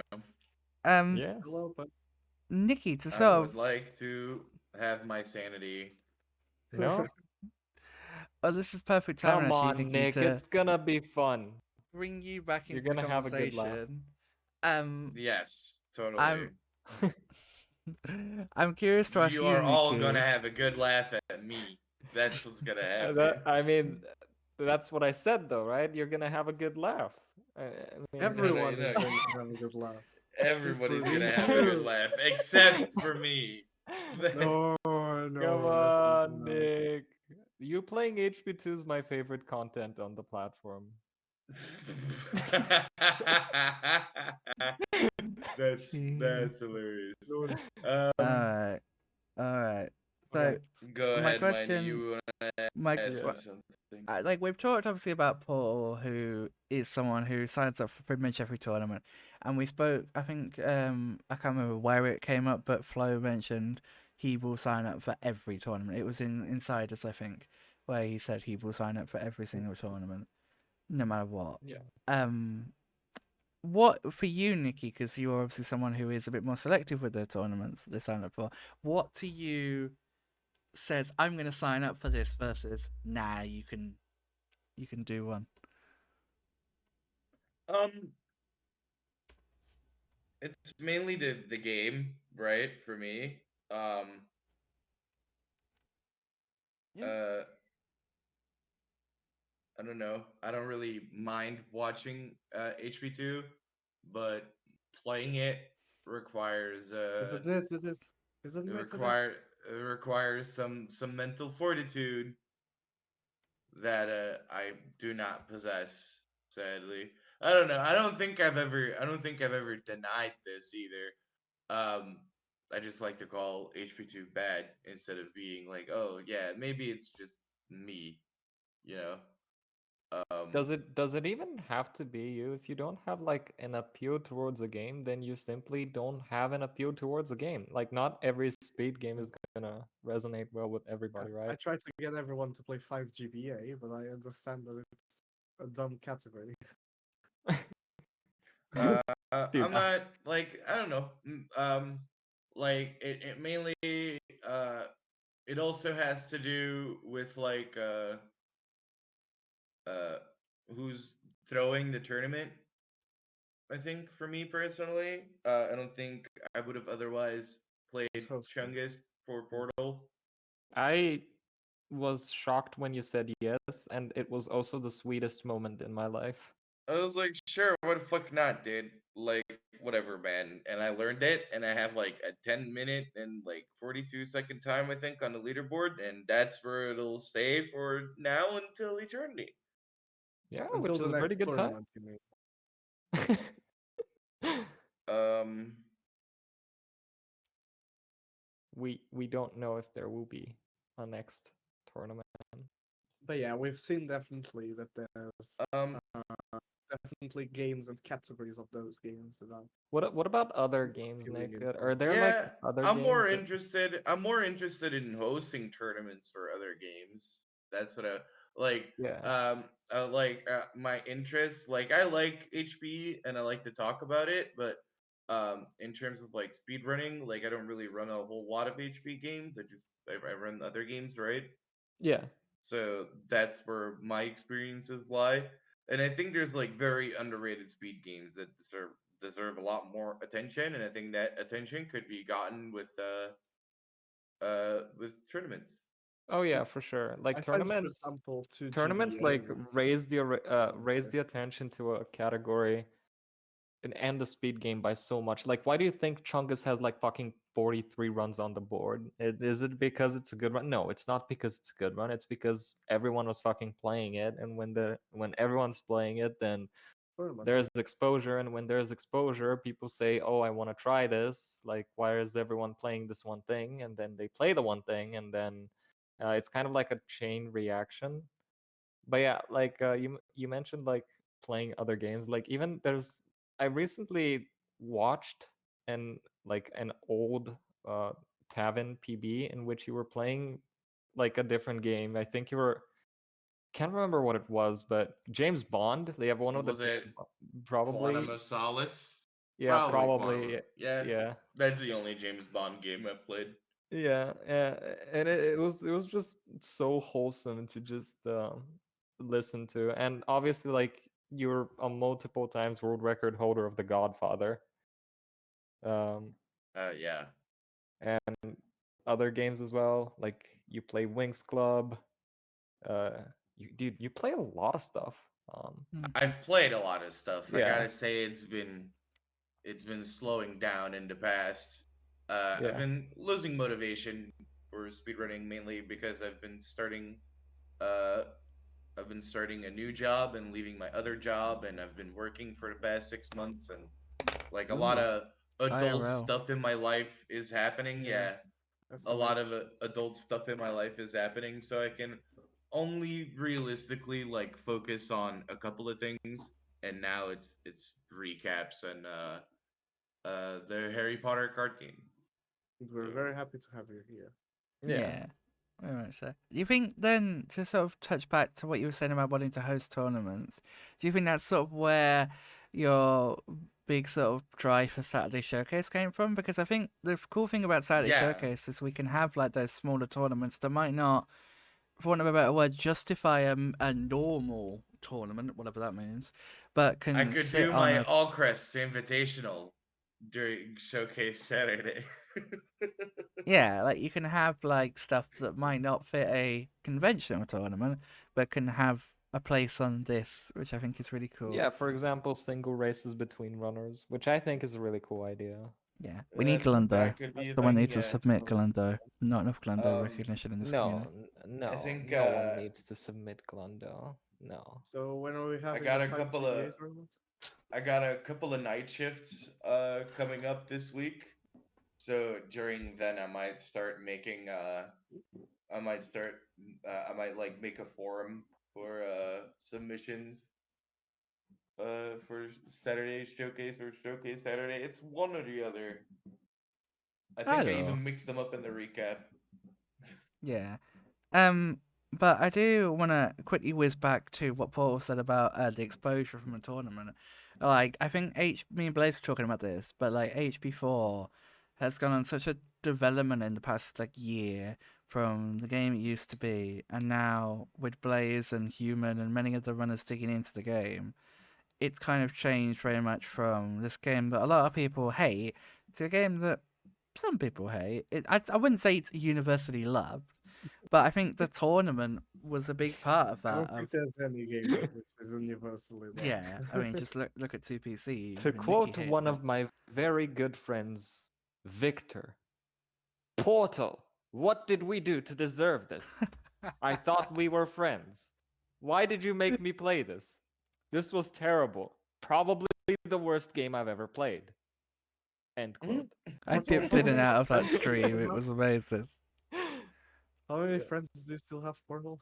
Well, at least -2. I But think yeah, I think it's really cool, like you say, to have that exposure during a tournament. But to swing this back from general tournaments specifically to the Glitches A tournament, I'm gonna throw this out there just for anyone to talk about because I think it's exciting. It was a super crazy thing. Nixo and Human tying to the second. How did we all feel when that happened? What was it, like a 0.3 difference with Human won Something by? really small, yeah. Yeah, 21 frames should be roughly 0.3, which is huge in Chungus, by the way. But yeah, yeah. at Yeah. least we didn't have to go through the rock paper scissors strat of 2022. Oh yeah. Where flow was to the zone. So I don't remember the specifics of that game, but I think both of them made at least one major mistake each, which caused that to happen. Um, it was one of the craziest. Well, we haven't seen anything like this since Flo and Luzak. It's obviously like such an unlikely thing to happen that um, you don't really know how to prepare for it. Like Nixo was visibly annoyed that Human's timer didn't stop, but at the same time, like, you gotta keep in mind it's you don't really expect two runners of their caliber to tie to the second. So big shout outs to Mark first of all, because he timed it manually. Um which, you know, Takes a it's long while. yeah, yeah, it takes a bit of effort, and he didn't have to do it, and it wasn't exactly decided what is to be done in the case of a tie. Um, but I think it was one of the coolest games of the tournament. One, because it happened, and two, because it showed us that even top runners are capable of making big mistakes, right? And yeah, I don't have like the run like one for one, but like Tedder was very impressed by the run. I think he mentioned that at one point Nixo had lost 3 seconds in like an earlier room or something by playing it safe, and if he hadn't done that, then he would have won. Obviously, like it's very easy to go, well, if you had done this, then the outcome would have been like completely different. In that game, though, like that game is like so different because even the leaderboard does not like care about milliseconds No. You yet. just get the tie. Yeah, it doesn't care about milliseconds yet. We might get to a point where top times do matter, but we're not even No. close to that point, luckily, right now. And like I don't know, it was like the way it was resolved was I found that like a lot of people felt like uncomfortable about it, but at the end of the day, like what do you do in that situation? Like obviously like you have to retime and check the milliseconds because there's nothing else you can really do.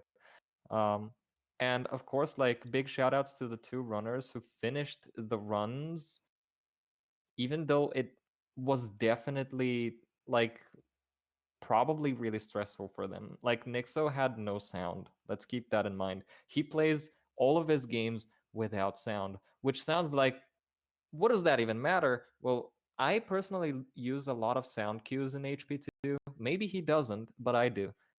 And I find playing without sound a lot harder. Like, how do I know if the crab went in the cage in Bicorn? How do I know if the door closed behind me? How do I know like when to time my jump when like the Rictus Sempra gate is opening? Or how do I know like so many other things? So Nixa was playing with like an obvious like disadvantage of like not having sound, worrying about whether or not everything is streaming and set up correctly, uh, not having the ability to speak to his opponent. And then Human was in a similar situation in that he had completely no idea what his opponent was doing or where he was or whether or not he was ahead. In fact, I'm pretty sure like by the end he was like willing to even give the game to Nixo due to his timer not stopping, which is very admirable, by the way. Um, and yeah, they were like in a similar spot of like blindness almost towards like each other's actions. So that leads you to just like question, did they even know that it was this close? Did they even know that like one small mistake or playing it safe would have made like would have turned the entire match around? It's fascinating to think about because normally in a post game interview, you can talk to the runners about their experiences with the game. However, with Human and Nick, so it's very different because they obviously didn't talk to each other. They it it's likely they didn't have each other's point of view open, so they wouldn't know. So it's possible that they just just kind of winged it, and it's very interesting as a result. Obviously, like there's probably a lot to talk about that game, but I can't remember the specifics right now. In like what happened and what didn't, like what tricks were failed and what weren't. Um, but yeah, at the end, Snake was the decider, which I always hated when the Basilisk fight is the deciding factor because the Basilisk fight is RNG. And before anyone's like, but Portal, you're coping, no. Whether or not you get a double hit, yes, you can time the first two. Uh, we don't know to what consistency yet, but everything else, the poison spewage, the random snipes, the extra double hits, all of that is random. Sure, 2 Psycho is free for anyone that knows what they're doing. But that doesn't mean that in a tournament setting it's like not practically RNG. So to me, that match was evenly matched. That match was a tie because both of them demonstrated like similar skill levels and a level of impressive gameplay with like blindness involved. Because I've been in humans' shoes where my opponent didn't speak to me in one of the tournaments, so I had no idea where they are. I had no idea what they were doing. I had no idea like about anything at all, and Hmm. had to play without talk, which sucks, by the way. It sucks Oh, yeah, that's playing without annoying. having to having someone to talk to, because that's the experience they're going for, right? Like to have fun. How am I supposed to meme and have fun when there's no one to meme and have fun with? You know what I mean? Um, so yeah, big shout outs to the runners in that regard. Impressive game. Absolutely. Does anyone else have anything to add about the tie? I think Puzzle said it all. Yeah, pretty sure everything's been said, right? Yeah, definitely. Thank you, Puzzle. So talking about memes and having fun and everything. I did want to Anything can happen. English was that there's a reason why Forgetful's name in the PC server is Bart Simpson.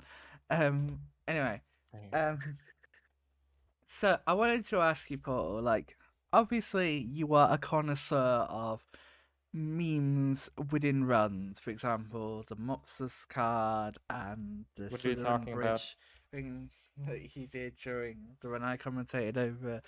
Um, and obviously that sometimes gets a certain reaction in chat. Like some people, obviously people are confused. People question if it's fair, respectful, etc., etc.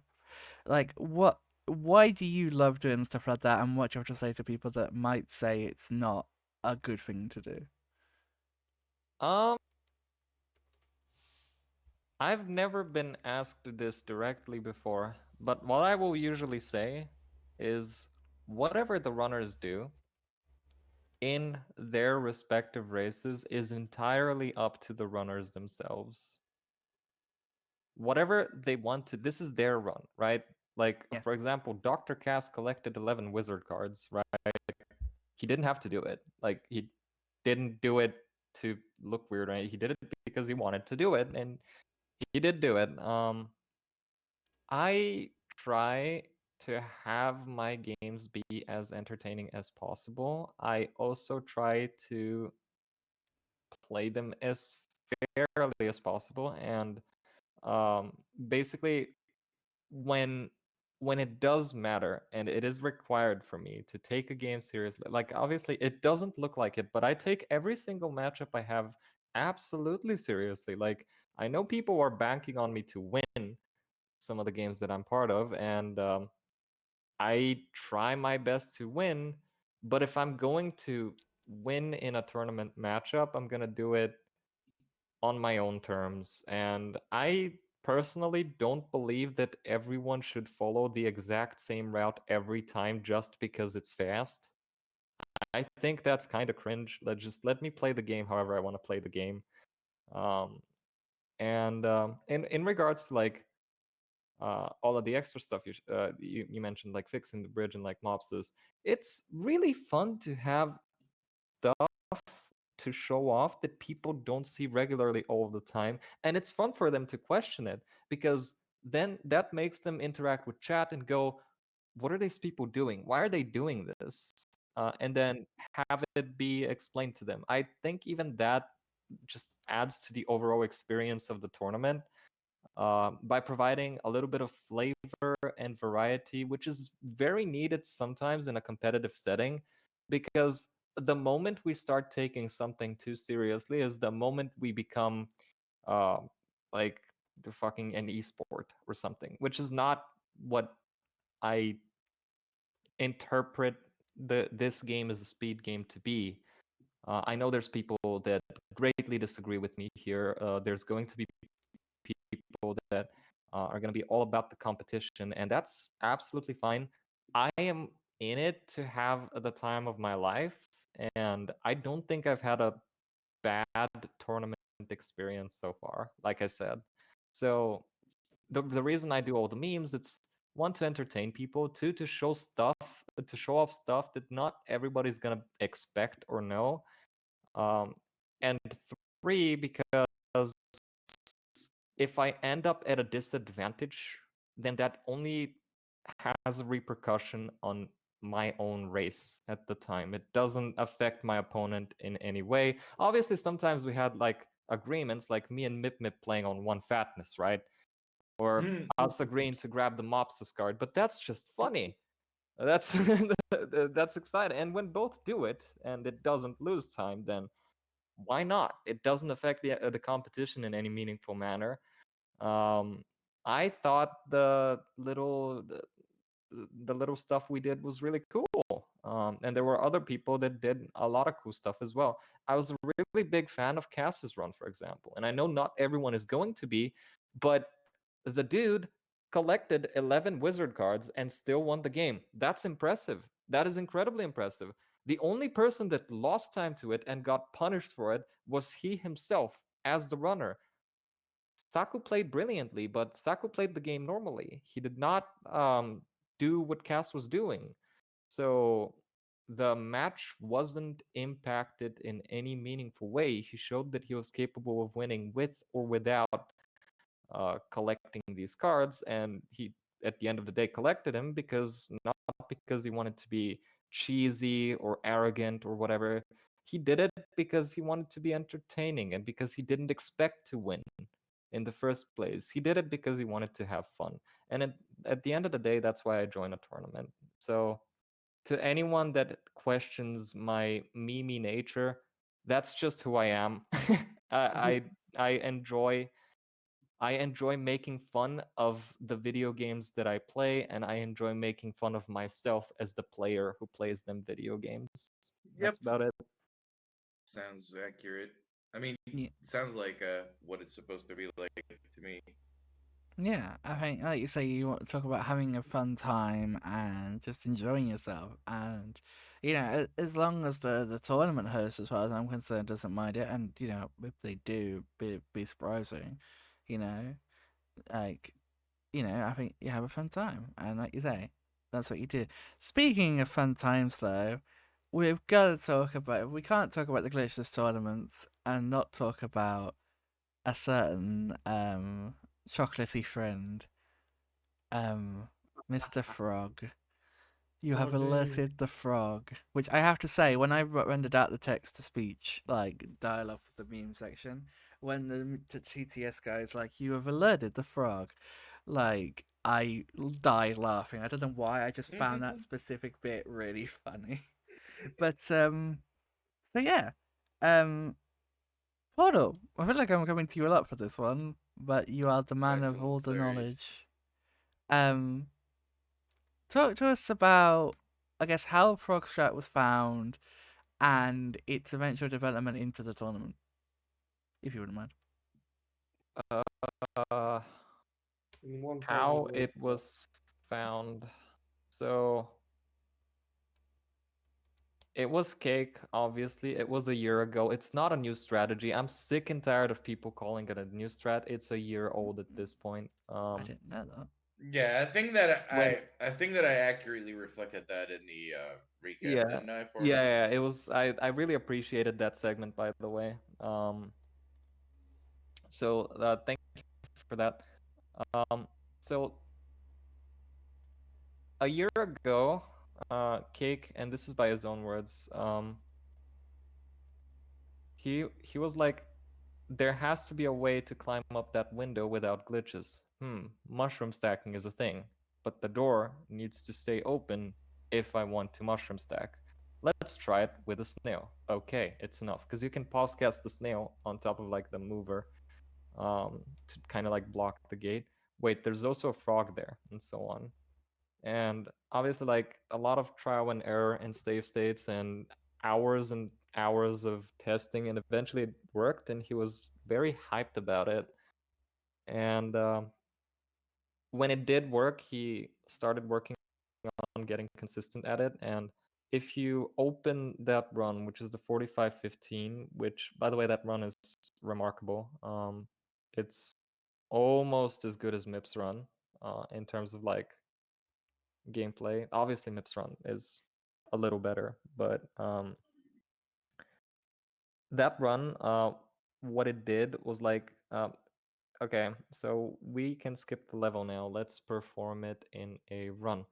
Before that, the Defendo skip that we would have opted to go for, very likely, was the Ratburn Pixie Ride, right? Or the one that Max G found years ago. That to this day, Ratburn's the only one that has ever done in a run. And people forget this a lot, but everyone's like, yeah, that never made it to the leaderboard. Yes, it did. Ratburn did it. Like, it doesn't matter that he's like, what, 80 something plays on the board. Oh, it's 102nd place, 5813, and the description is fastest glitchless Defendo split ever performed XDD. XDD. Yeah. Yeah, and then yeah, so no one wanted to attempt the thing that Cake did for a variety of reasons. One, the only reference point we had of a Defendo skip before that was the Pixie Ride that Ratburn did, which is, take my word for it, a lot worse and also slower. But it's a lot more difficult. It's insanely hard. And as a reference point, that's terrible. And the second reason is, holy crap, that looks insane, right? Like, that looks so difficult. Why would I spend so much time trying to learn it? And so on and so forth. And at the time, a lot of people thought that the category wouldn't be touched anymore because of that. And for roughly 11 months, that prophecy was completely true. Now, I do know for a fact that there's been a couple of runners that have dabbled with the Defendo skip that Cake performed before me. Most notably, there is Gob, who definitely got it a couple of times in practice. So Gob was someone who was to me a big inspiration to give it a go, because he told me that he was getting consistent at it. And I'm like, okay, well, how consistent can it be? And then one day, I don't remember what the context was. I wanted to meme, of course. Yeah. Okay. So the context was, I was supposed to learn the strategy in secret and then do it in the tournament as a meme. But then I'll get into how difficult it was to replicate in a second. But then when I actually did learn it, and could do it in runs and could go for it, I'm like, okay, well, I have to stream with this because this is just too much fun to do. It ended up becoming one of the most, how should I say this, satisfying and rewarding tricks I've ever learned, because Defendo is everybody's least favorite level in glitchless. Nobody likes Defendo because it's long, it forces you to play perfectly for 2.5 minutes, and it's just boring, it's bad, there's pixies, there's mushrooms, there's bow truckle, it's just not a good level. Yep. And there's like, it's no, it's not surprising at all that for a very long time the OG Defendo skip, so to call it, was so impressive to people. It's because everyone wanted to skip that level. Just look at Defendo in any category, including 100%. Defendo as a level is almost unrecognizable in speedruns just because everyone wants to skip it. Right? Every category like skips it in some way, or at least parts of it. And to a big degree, that's kind of the thing that motivated me to learn it.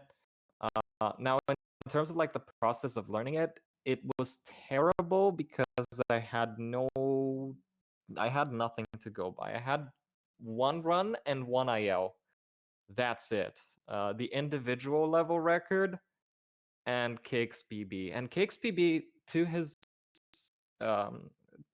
like what's the word? Yeah, credit. To his credit, he Okay. did leave instructions on how to do the strat in the description, but written instructions are simply not enough for something like this, at least for me.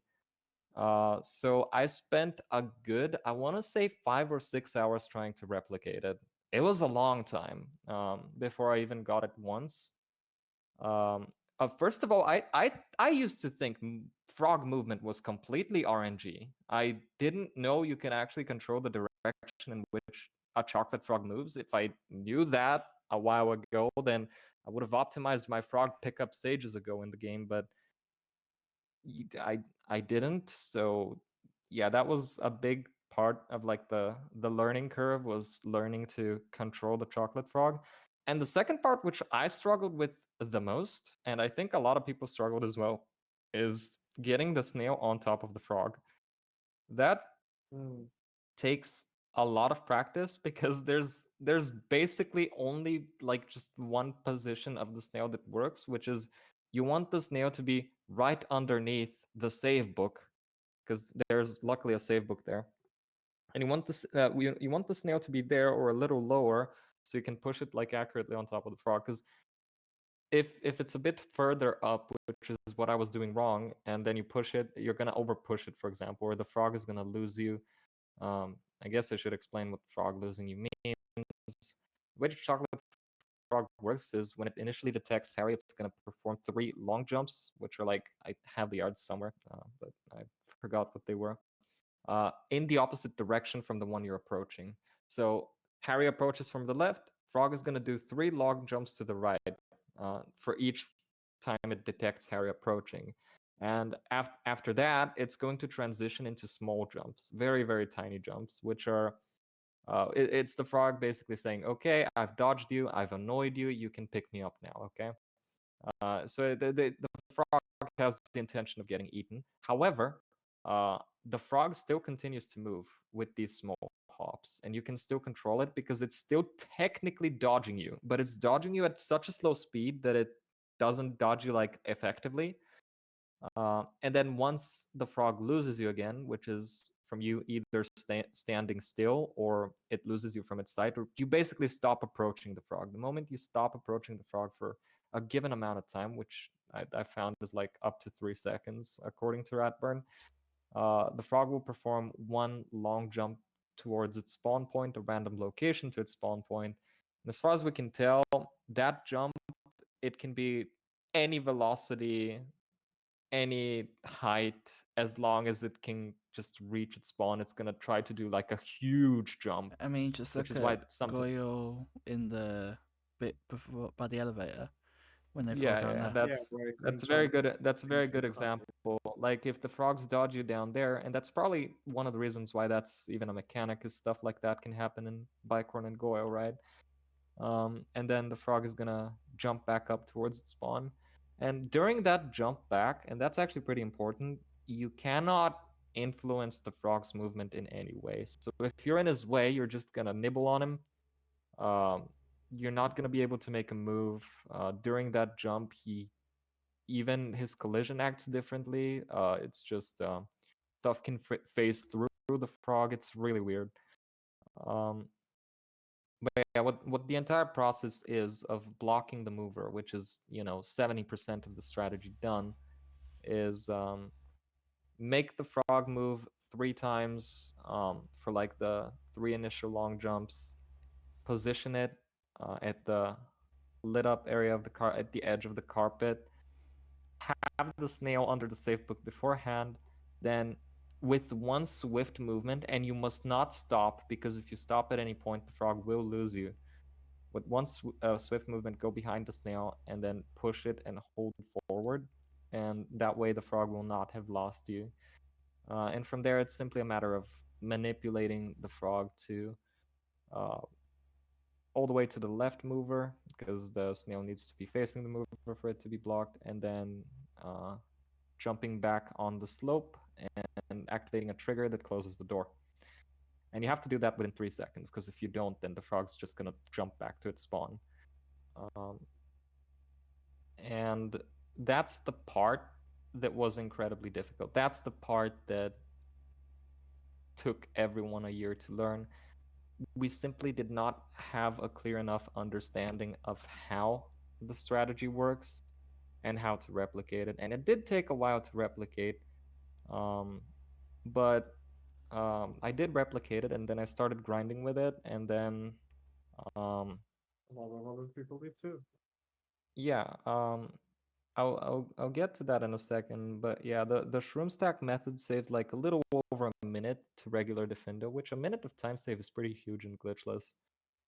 Um, so yeah, the 2016 any% would have loved that strategy. By the way, it's just they wanted a way to skip it. It's hilariously enough even faster than the OG Defendo skip, where they relied on like an RNG boost into a clip.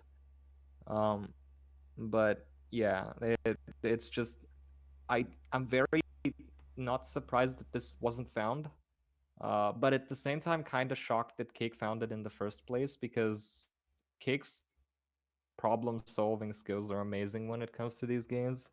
We also gotta give him a lot of credit on finding a lot of strategies in HP1 as well. He found like a 15-second time save in 180%, which is insane. He also skips the cast. He also found like a faster he found basic cast tech. He found cast tech in HP1, which is a 23-year-old game. That's ridiculous. How do you find new tech in a 23-year-old game? Where if you like turn the cast, it increases like the range of your cast and whatnot. And yeah, Cake found that, and then he found a way to skip Defendo, which people have been trying to solve basically since the speedrun's inception. But yeah, with the shroom stack method, which it's very simple. You take 3 of the mushrooms, preferably the bigger ones, and then you stack them on top of this one pot. Before that, you're gonna make 2 extra potions by grabbing ingredients from Bicorn and Snape's office, and bada bing, bada boom, you stack, you're good to go, right? So the moment I got this in a run, I'm like, okay, well, I want to grind with this. I want to learn the difficult version. Now, what is actually new about this strategy is what Ratburn and Human found, which, by the way, is also new tech, but for HP2, for example, for example, you can take the moving platform boost at the Grand Staircase um, as like an example. Dumbledore skip is a moving platform boost jump, right? Well, mushrooms are a moving platform in a sense. You throw them, they move, they have collision, you can stand on them, right? Well, Human found that you can skip the shroom stack in Boomslang by simply getting a mushroom and then jumping on top of a tentacle and then jumping on top of the bouncing mushroom to then just jump over for the end of Boomslang. And Ratburn was like, wait, can't you just do this in Defendo with like the Cake thing? And Cake was like, holy shit, you're right. And then Cake did the IL. So that was even harder because the only thing I had was the IL. But at least now I had like 3 videos of like Cake performing the frog strategy, and my setup was really scuffed. I was doing it incredibly incorrectly at first. I did talk to him about it, but eventually people started watching, and I believe Zasta was the first one to be interested in it, and he was like, I can't believe you're going for this is so cool, blah blah blah. And then he also learned it. We were on VC when he got it for the first time, and he was like, dude, that's so rewarding. I'm like, I know, everyone should go for this, blah blah blah. And then after that, after that, it kind of happened all in a row. Taught MipMip how to do it, taught Flow how to do it, taught Human how to do it. All in VC, of course. Obviously, like, their credit is their own for like practicing it and everything. Like that's 100% all them.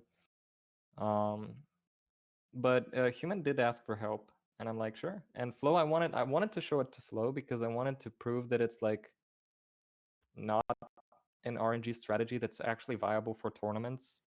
And look where he's at now. He has record. So very happy with that overall.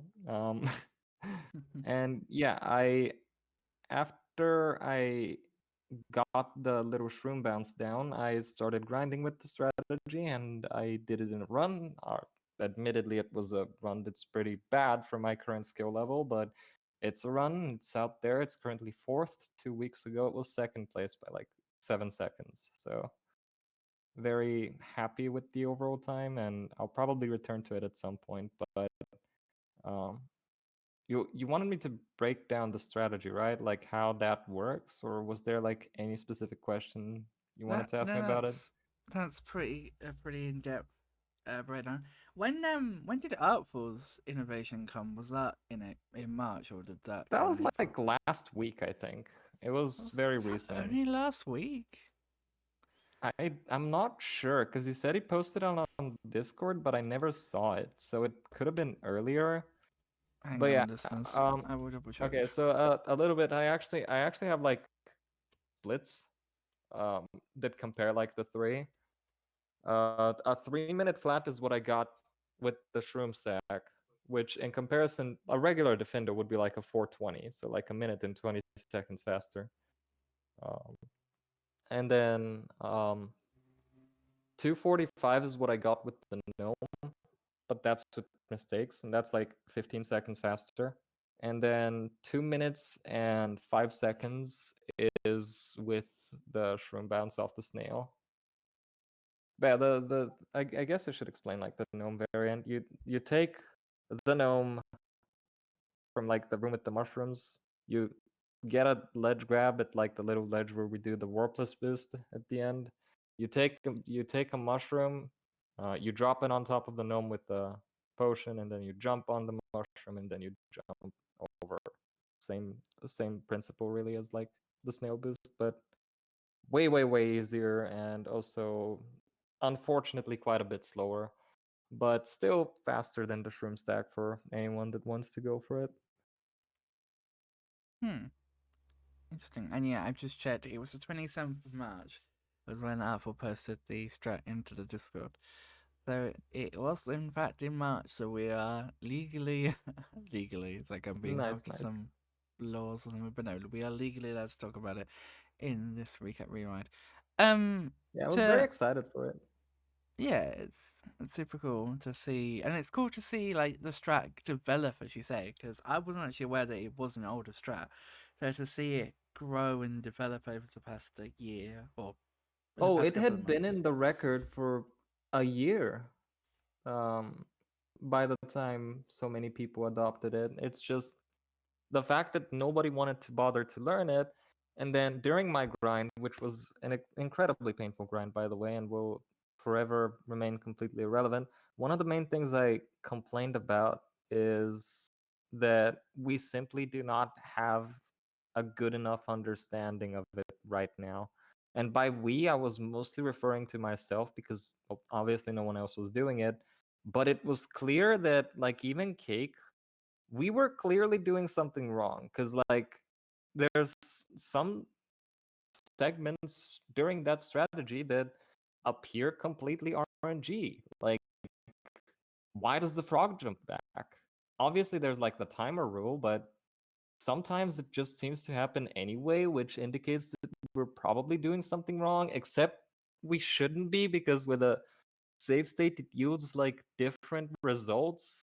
And then there's also the shroom bounce on top of the snail. Like, what influences how high or fast the shroom bounces? Well, it's obviously the height that it's being dropped from. Well, how do I make sure that that height is like good enough for me to make it up where the ledge is, but also not high enough for me to, not be able to get on the mushroom? You know what I mean? Or just kind of like boost me in the wrong direction. Um, so yeah, we definitely needed more people dabbling with it. What I can say with clear confidence is that what used to be difficult is not anymore. What used to be difficult was getting the snail on top of the frog. What used to be difficult was blocking the mover. What used to be difficult was um, having a setup for like the shroom bounce that kind of like all of us use. Um, but now we have safe setups for everything pretty much for catching the snail cycle, the first snail cycle, for catching the second snail cycle for the boost threat, for skipping it entirely and going with the gnome, still going for a shroom boost, albeit a little bit slower, but one that is not nearly as risky and almost equally as rewarding. We understand the stack better. We know where to get the fastest ingredients. We know which ingredients are the fastest ingredients. We know so much more right now than was known back then. We know when it's faster to brew a second potion. Um, there's just so much uh, that we know now. And yeah, all that is because so many people adopted the strat and started playing around with it. And for example, Flo was the one who found the fastest cycle you can possibly get to make sure you always get like a fast second snail, um, which Hmm. is insanely huge. Like if you check Flow and Humans runs, the like that particular cycle is in there. Um, the setup I show in my tutorial is completely different, and it is beginner friendly. It's albeit a little older, but Flow found consistent time save, and that only happened because he learned it and he grinded with it. Um, and I just want to go ahead and mention that 3 weeks ago he was never in a million years gonna go for this. He was like, no. Yeah. Yeah. And we're also like at the point of like the glitchless leaderboard where, okay, well, you want top five, you kind of need to go for it. Well, Yeah. not kind of, you basically You have to need to go go for it. for it, yeah. Yeah, you basically need to go for it. Unless you're banking on beating Mitmip's run, which is not going to happen. I'm sorry, it's just not. Yeah. Absolutely fair. Obviously, we talk about this coming to the tournament, and I'm gonna bring this question to Nikki and Henrik to give for a little break before we delve into some locust for a little bit because we have been going for a little bit, so I'm conscious of people's schedules. Henrik and Nikki, obviously, you both commentated some runs in Glitchless A. Um, what is it like for you as a commentator? Because obviously, from my experience as a commentator, it could be different for you guys. I wasn't generally given an indication if the runners were going to go for it. You can make an assumption based on who it is, but you never really knew, at least for me, who if the runner was And going to go for it. also based on the ingredients that they pick up, Yeah, if they pick but up any how was that for ingredients. you as a commentary addition, I guess, to almost have to guess like, ooh, it's well, obviously if you have Paul, you know he's gonna go for it, but say Flo, Zasta, etc. Flo debated me. I remember that. Flo actually baited me so hard. Yeah, Beaver as well. Yeah, yeah. It was fun, I think. Trying to guess if people would frog or not frog. I still Uh, maintain what I said in the Glitch Speed commentary, the fact that we've got frogging in Divindo and then we deal with magic mushrooms in Boomslang. Like, what is this game frogging, on about? Like, I good really lord. right. like it, honestly. I like um as for your question, like uh so I didn't really know how it worked. And I don't really remember the matches I commentated, but like it was fun to talk about it and it gave like a fun like it was like a fun point of discussion for the tournament as well. I feel like as well because there was like the a bit of controversy with it, like oh they got found just before the tournament. Like that's lame. If your opponent is gonna go for it, like if your opponent is gonna go for it and you don't know it, like that's kind of lame because it just saves minutes and then it's not even close. But honestly, I feel like that's a defeatist thing to say. I mean, I probably would say the same thing if I were in some people's shoes. But at the same time, it's a tournament. Point is to win. So yeah. Yeah, I Yeah, mean, there's there's lots of fun. It was fun that yeah, as Nikki said, the strats was already an old one. It just got perfected over time, as Portal was explaining. But given that it was brought to light so recently, there were a lot of people that couldn't, for one reason or another, even practice the strat and get it consistently before the tournament even began. So I think that the runners agreeing beforehand, like, oh, I'm gonna go for it, and the other being like, oh yeah, I'm going for it too. All right, we're both gonna go for it, and agreeing whether they went for it or not, given the context specifically, and to preserve integrity, fun, circling back to fun. It's really important that everyone just had fun in the tournament. I think it was really cool. And of course, for us commentators, we didn't know whether they were going to go for it or not because we usually didn't talk about this. So when we joined well, when we were watching the run, we found out if they were going to go frogging or not. Uh, Basically at the same time as the viewers, so that was fun.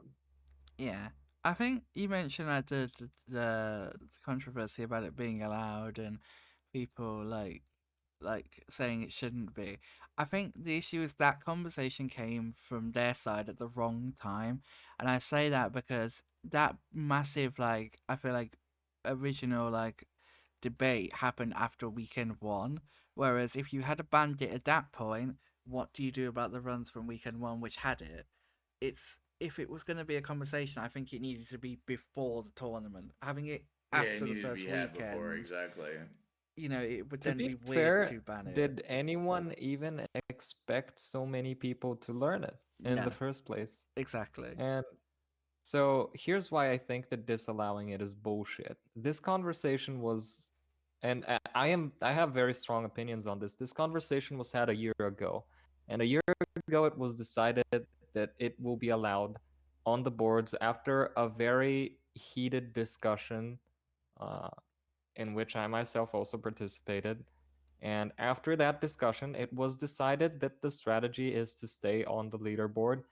If it is allowed on the leaderboard, then as such, I see absolutely no reason whatsoever why it shouldn't be allowed in the tournament. And if it was disallowed beforehand, I personally would not have joined because that limits the player's possibilities, right? Like, what if I had spent the time to learn it? What if others had spent time to learn it? This is like at that point, it damages the integrity of the category because why are we skipping a strategy that's in the world record? Well, because it's hard. Well, yes, because but it has an RNG element. Well, yeah, but no, no, all of that is bullshit. All of that is not a valid argument simply because if someone spends the time and effort to learn it, and I've put a lot of emphasis on my respect for time and effort should be respected. Time and effort should stay, and the time and effort to learn a strategy should be in it. Now, on the other hand, I also agree with the idea, and this circles back to my original point of it's up to the runners what their run looks like and what they do. So the competitors having different agreements and agreeing on whether or not to go for strategies should totally be a thing. Mm-hmm. And like it's because they're the ones playing, they're the ones racing, they're the ones that have to be comfortable with each other, have to like make sure that they perform the best they possibly can. And we even had like some conversations on skipping chamber jump, for example. We had some conversation on skipping other strategies. Mip and I skipped bridge skip. Oh yeah, Oh yeah. Not because we can't do it, but because we agreed that it would be funnier to fix the bridge. And agreements like that should always be welcome in tournaments, because it's just this is not something professional that's like for money. This is something that we do for fun, and if the other person is not gonna have fun when you try hard and perform like a crazy strat, of course I'm not gonna try hard and perform a crazy strat. Like I wouldn't do it against someone who was like, "Yo, Porto, can you not go for this?" Which at the same time they're obviously like not obliged to. I could just ask, "Yo, do you know this?" And if they're like, "No," and I can be like, "Okay, well then I'm not going to go for this." Now, me versus Jessica was a different case. She actually encouraged me to go for it because she wanted to see if I can fail it, if she can catch up.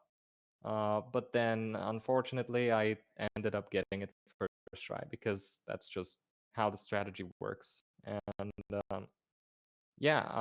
that is Anything can happen in glitches. yeah, that's copium.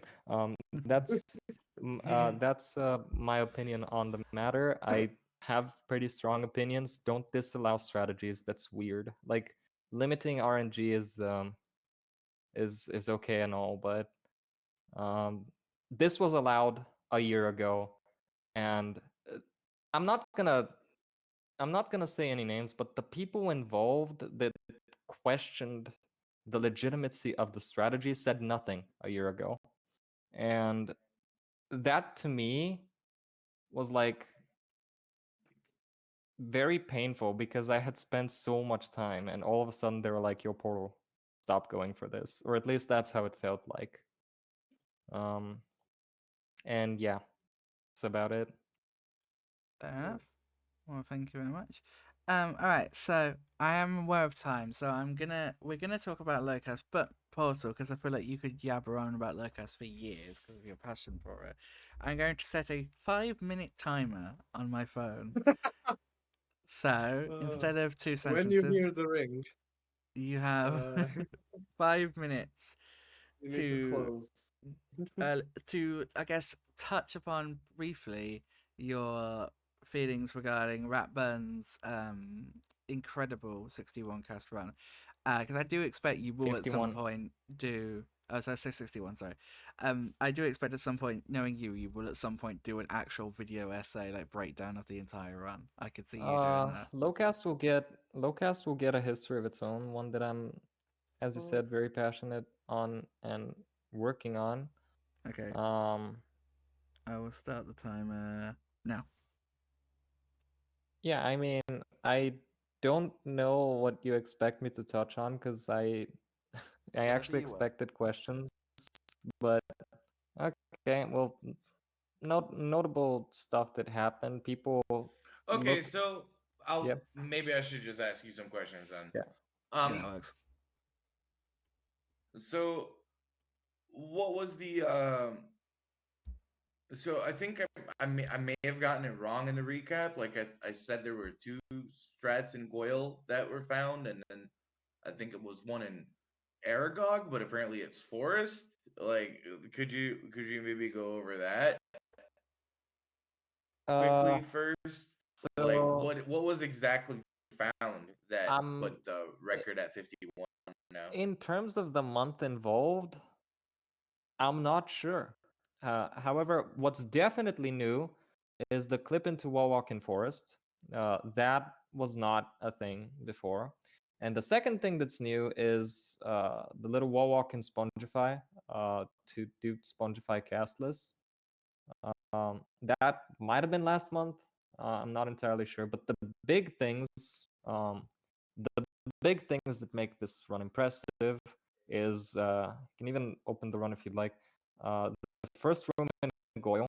Um, I think that's his second time ever performing that in a run, but I'm not sure. It could be the first time, but uh, the second room in Goyle, or the first room in Goyle, where you would take a mushroom, place it on top of the little block where we do block, Mm-hmm.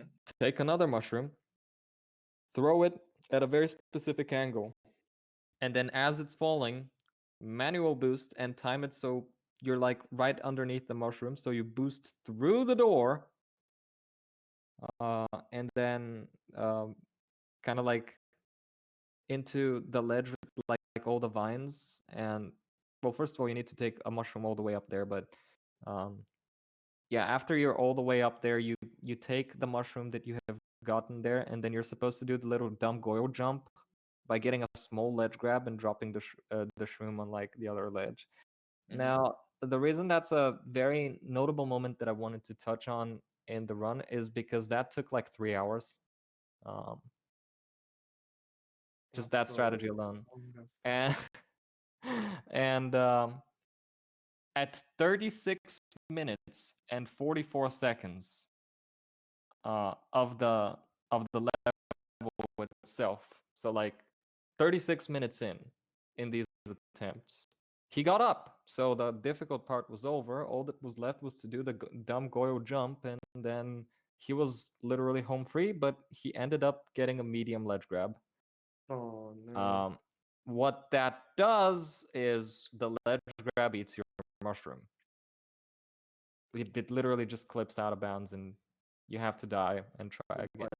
And then he had 2 more fails like that throughout these. I believe it's like 3.5 hours of attempts, which you need to like admire the persistence. You can even like see him just like stopping for like a couple of minutes or seconds here and there, probably to just like chill around for a bit. But yeah, there we go. 4 hours and 3 minutes in. Yeah, I think this is around 3 hours and 46 minutes in is when he finally got it. The attempt he finally got. So roughly like 3 hours later. So that's probably one of the 3 hardest strategies that I've ever seen in any of the Octafecta games. It's just so stupid. And you can even see like how careful he is when he finally makes it up. And then he even takes the save book and restarts his game just in case like something happens. And yeah, there's obviously a lot of stuff to talk about in this run. Like I can talk about how impressive it is to me that Rick to Semper is 16 minutes because you know it's not if I play it it's gonna be like 2 hours. I can talk about his Bicorn setups, which not a lot of people touch on because he's the only one that ever plays lowcast nowadays. But his Bicorn gnome clip setups are really good. They're consistent. That used to be considered one of the hardest parts of lowcast. We got a live update for Radburn. He said, actually, I restarted because I was going to delete files to clear space for the video. Okay, that's hilarious. Like no, it's gonna be a long. Did you know it was gonna finish, by the way? Because you spent like what 3 hours in Aragog? That's crazy. That's like the second thing I wanted to talk about. It's like yeah, that's Aragog. definitely like a commendable thing, right? Like like commendable, I say. I think there's like a more fitting word, right? Like, yeah, exactly. Like that's the word I was looking for. Like it's so like lowcast people who play lowcast have such commitment to like the challenge because like those runs can take forever. Like you just have to finish with the cast. There's no real Oh yeah, there's no real point of resetting, right? yeah, Like it's not like a traditional speed run where you go, oh, this run is actually just dead and it's probably just better for you exactly. Yeah, and to start that's over. part of the reason why lowcast is so impressive. Is it's because you can afford to take it easy and chill. Because as long as you get the casts, then you're fine. But at the same time, it's gonna take a while. I think Akon put it pretty well to me. Like when he was teaching me one low cast, the way he put it is like just brute force the strategy until it works. And what we see Ratburn attempt in Goyo over and over and over again here is exactly that. Just get the boost. Doesn't matter when, just get it once. Get me out of this level. I have everything else figured out. Which, by the way, he played the rest of Goyo like a machine. There was a little bit of struggles at the end with like, there's a segment where a gnome makes a mushroom small by almost eating it, but not quite. And Harry picks it up, and then you actually do a shroom boost from that gnome to jump over a spider web. I don't know if that was ever mentioned in a recap. Was it? Maybe it was. But yeah, that's also a pretty difficult strategy to get. And of course, like getting to that point is difficult. And before that, it's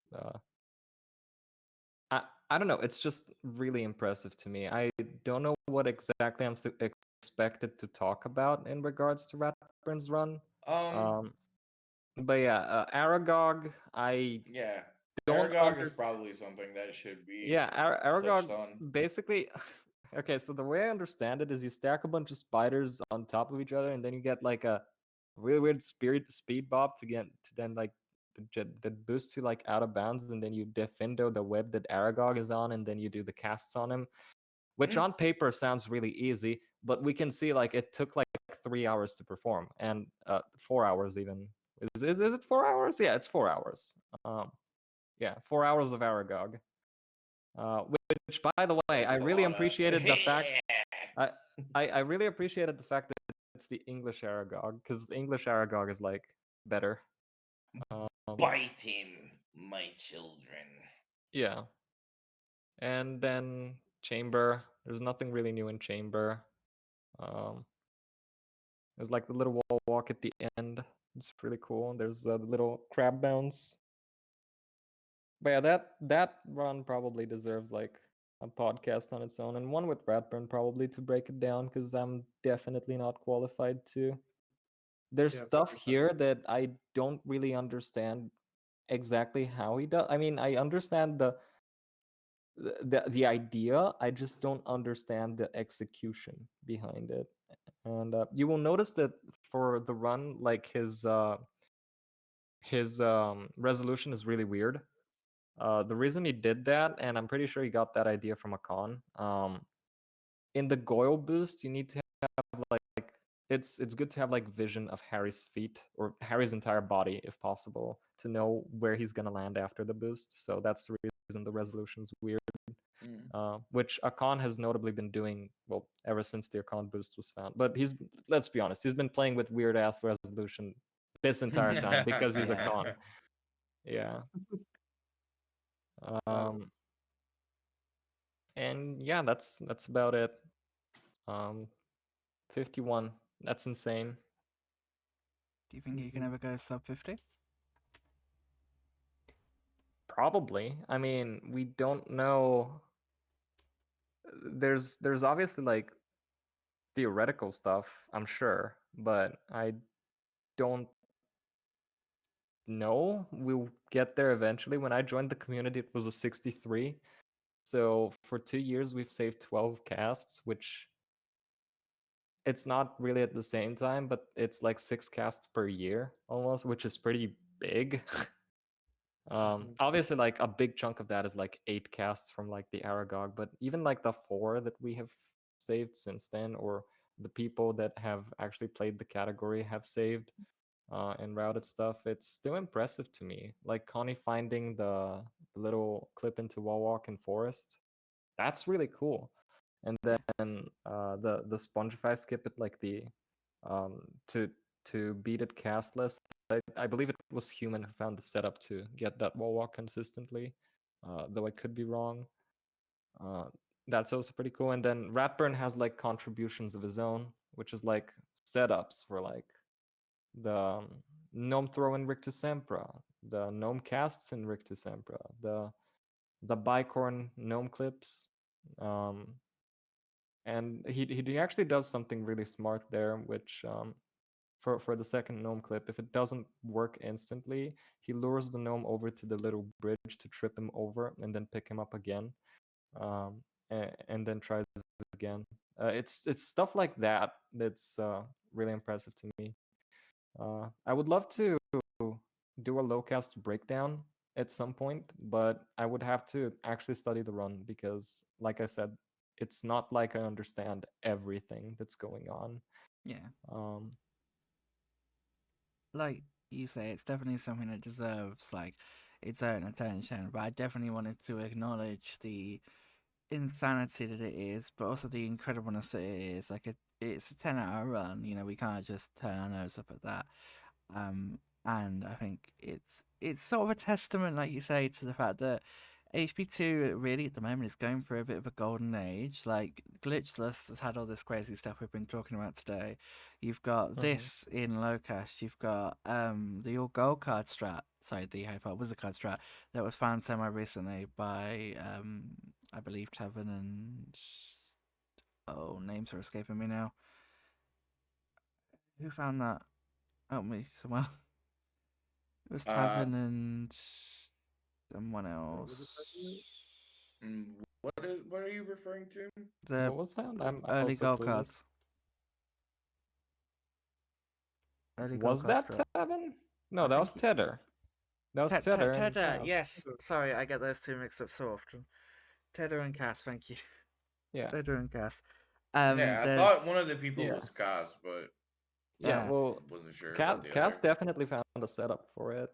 That yeah. works for him. But there's so much like things like that that are just getting like nice little optimizations that are making it really Yeah, really cool to see.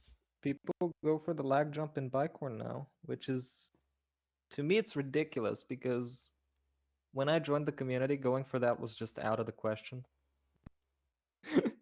And now people are like, yeah, that's good time save. Yep, especially in no major glitches. No, I'm Anywho, talking about any percent. oh yeah, any percent too, but no major glitches. Yeah. Gotta make sure you do it. Well, in no major glitches, it's been in that run always, but Ah, for okay. any percent, that's a pretty big development. Well, always. It's been in that run always theoretically. Um, can't remember. I think it was Luzak that did it first in NMG.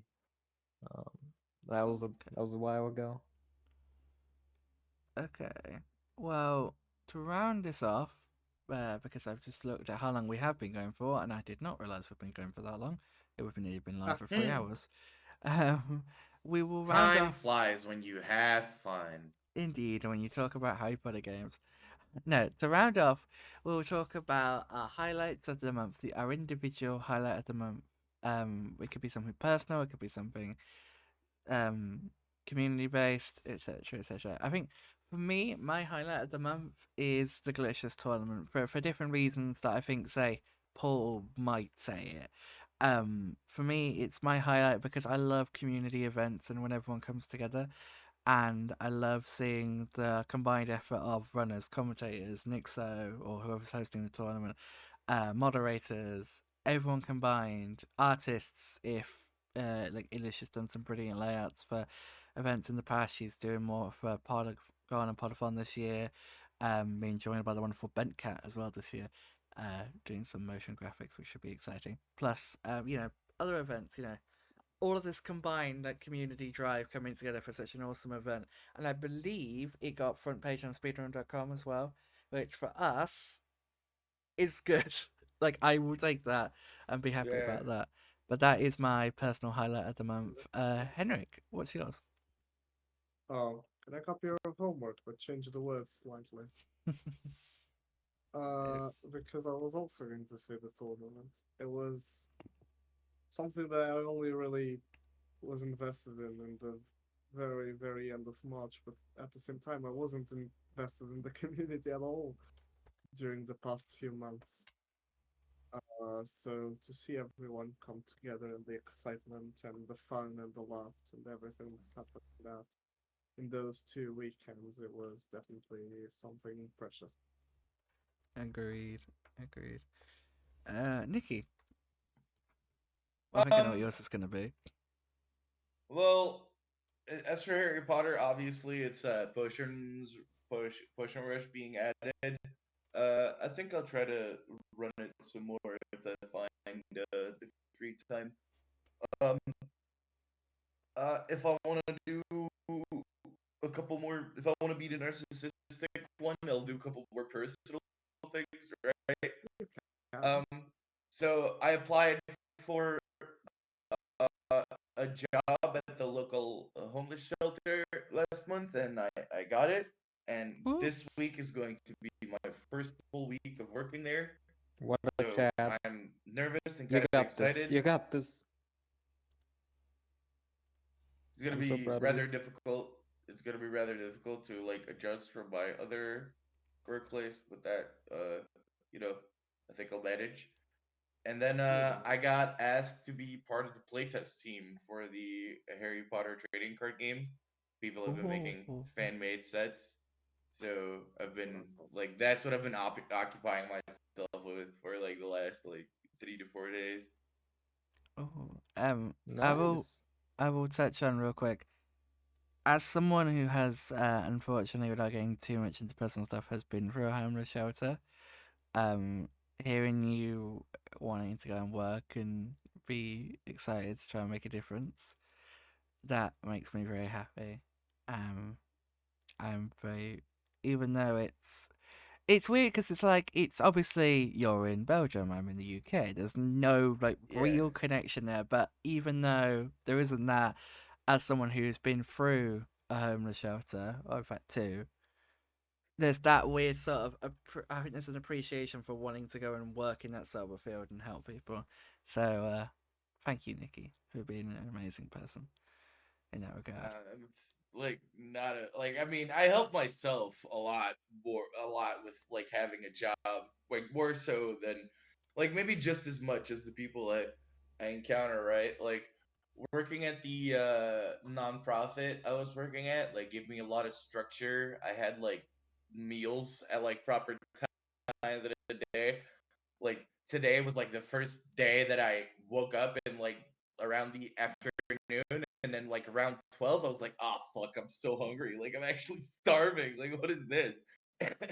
And I came to the realization that like you're used to having food at 12 o'clock, like you've been used to that for 6 months, so you got to maintain that yourself now. Yeah. So it's been hard because I really liked working at that nonprofit, but on to bigger things. Exactly. You're a Giga Chad, Nick. Yep. You're Portal, you're just too handsome, my guy. No, you. I'm just no, Stop. no, no. You Dude, I'ma kiss you stop. when You we meet gotta, up. yeah, I'm definitely. coming to Belgium this year, you know. Yeah, I do know that. Um, I'll be in Brussels. Uh, That's already there, I however, love. I don't like my capital city, but for you I will be a big tough boy. I don't think a lot of people love their own capital cities. yeah, I can I attest. don't know. It's just too big, and like people speak French there, and I don't understand them. like I don't get them, Fair and enough. they always want something from me, and I'm like, dude, like I don't get what you want Are to you say. swearing at Leave me me or alone. are you being Let's nice? go somewhere, monsieur. Yeah, like, uh, yeah. Alright. Porto, what is your highlight of the month? Well, it's it's gotta be learning the glitchless defendo skip and improving as much as I have during that month is really important to me. I get that that's like a very just like personal and selfish thing, but No, that's this exactly is what this point probably is. my proudest achievement in the community since I've joined is that grind and that improvement. It really means a lot to me. Um, a lot of people were very nice and supportive during it, and I'm very happy that that was a part of my life. Um, and yeah, on on a personal matter, I'm doing well as well. So yeah, I think it's got to be like speedrun wise, it's definitely that glitchless defendo skip, which I'll actually use Zesta's words for it. It revived glitchless from a dead category because nobody was running it anymore, or at least not at top level because of a learning curve that is hopefully going to be a lot easier for a lot of people now. And yeah, I'm very proud to have learned that and gotten my run to where it is right now. Absolutely, you should be proud and not selfish at all. This whole like part is to allow you to talk about your personal highlights for the month. And yeah, you should be proud of that. Sorry. You put a massive effort into that grind and learning the strat, and that should definitely be commended. So well done. Um, but if everyone has gone through the highlights, then I think that is the end of another episode of Recap Rewind, guys. And we're coming out at the at least live of just over 3 hours. So this is not going to become a reoccurring pattern, by the way, guys. Next month's episode isn't going to be 4 hours long. We just No. I'm just a long-winded person. Like it's okay. it's fine. Like we all like when me and Henrik did the interview about the redub. We're like, yeah, we'll do a quick interview. We ended up talking for like 45 minutes, and we were like, Jesus Christ. For a quick 10 minutes interview, yes. Yeah, like a mini. It We turned into a talked mini for almost an podcast. hour. But thank you very much as ever to my co-host Henrik for joining me, actually being here this month and not being busy with stuff. How dare you? Nah, cause No, no, I'm. yeah, last month I Imagine did having this a life, was. I know, Jesus. right? Like you should be totally So Not dedicated not to gonna Harry lie, Potter. Henrik kind of cringe. Crazy, Yeah, bro. That's the life crazy. aside. And I have to say, as we're going through the thank yous here, a big thank you to Nikki, not just for this month being our writer and host, but Nikki has done an incredible job writing the recap ever since November, and I have very much been grateful for the easing of the stress that has given me. Although I do have to admit, when in November I got a bunch of messages saying, I love this recap, it was really funny, the best one yet, and I'm like, thanks, guys. I, but LMAO is but all no, I have the to say. recaps have gotten like I progressively mean, it better. definitely still has your input, right? I feel like it's Oh now yeah, a joint effort. Like I'm just putting words to it, you know. yeah. Like I'm Um, still the one making the notes. I'm editing them, and I ultimately, I guess, have an editorial say over what does I and doesn't really get in. enjoyed this one. I put a Yeah, ping on my Discord every time a new one comes out, and that one was kind of special to me because it came out on my birthday. So Uh, I'll yeah. remember it it with was good. it Happy was on belated it was birthday. on purpose. Yes. Definitely on purpose. Well, it was nice It Thank you, was Nikki. because it was This my is gift. this It was is my yeah, this gift is to your you. gift to me. Thank you, thank you, thank you. I it love was you. nice as well because the memes that Luke had given me, the recap, were in there too, and like having that come out on his birthday too because it was also Luke's Yeah, yeah, yeah. birthday. Was a really cool thing. And I will say again, that was probably one of my favorite parts of the recap was the whole meme section. Plus, I have to say, the whole cult bit. It's honestly one of the proudest bits we've ever done for me. It's not perfect, don't get me wrong, but the combination of everything in that bit, plus the live action, it's not something I want to make too much of a habit of because I think it does. If you use it too much, I think it would detract from the whole overall. But little bits like Hmm. that, I think we've sort of struck a good point now where we have I thought it was in very entertaining. info, little bit of like comedic bit info. We space it out and we have a good mix, and I think we've found that balance now. And with SLS being involved on the team as well now, and also having our new recap informers, including Portal, who is our PC informer, coming around to Portal. Thanking you, Portal, for joining us today. I have information.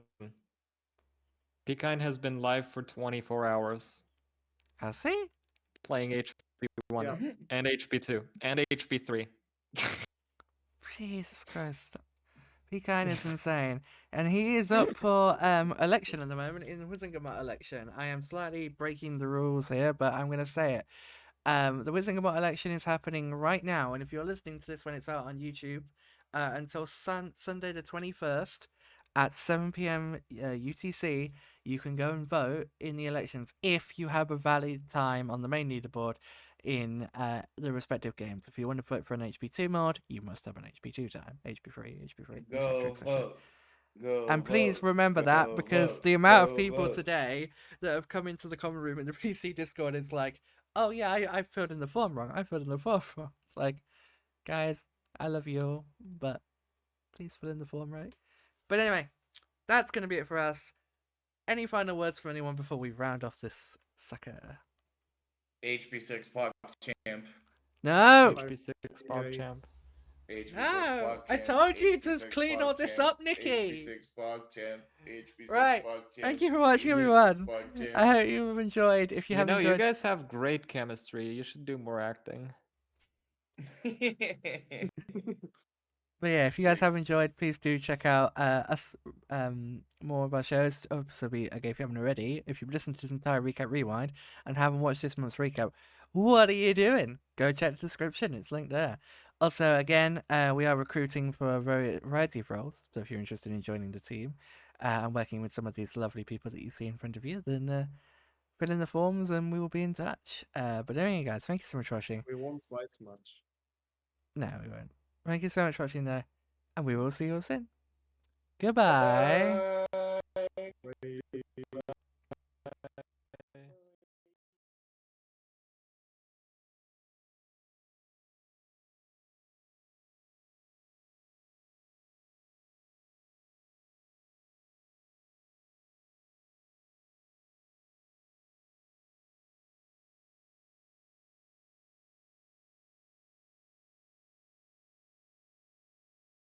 For the quick raiding out section. Hello, everyone. We're back on the live. So is Peacock going for much longer? You know. I don't know. He's been live for 20 hours, and he said he's gonna wait for Nixo to like go live. Dear goodness. Yeah, and that's a good raid target for us then. But thank you very much to Paul, Pixel 7 sorry, Nikki, and Henrik again for live joining in me. a few weeks. I don't know. It's his final day of streamings before he takes his break today, so it's fine.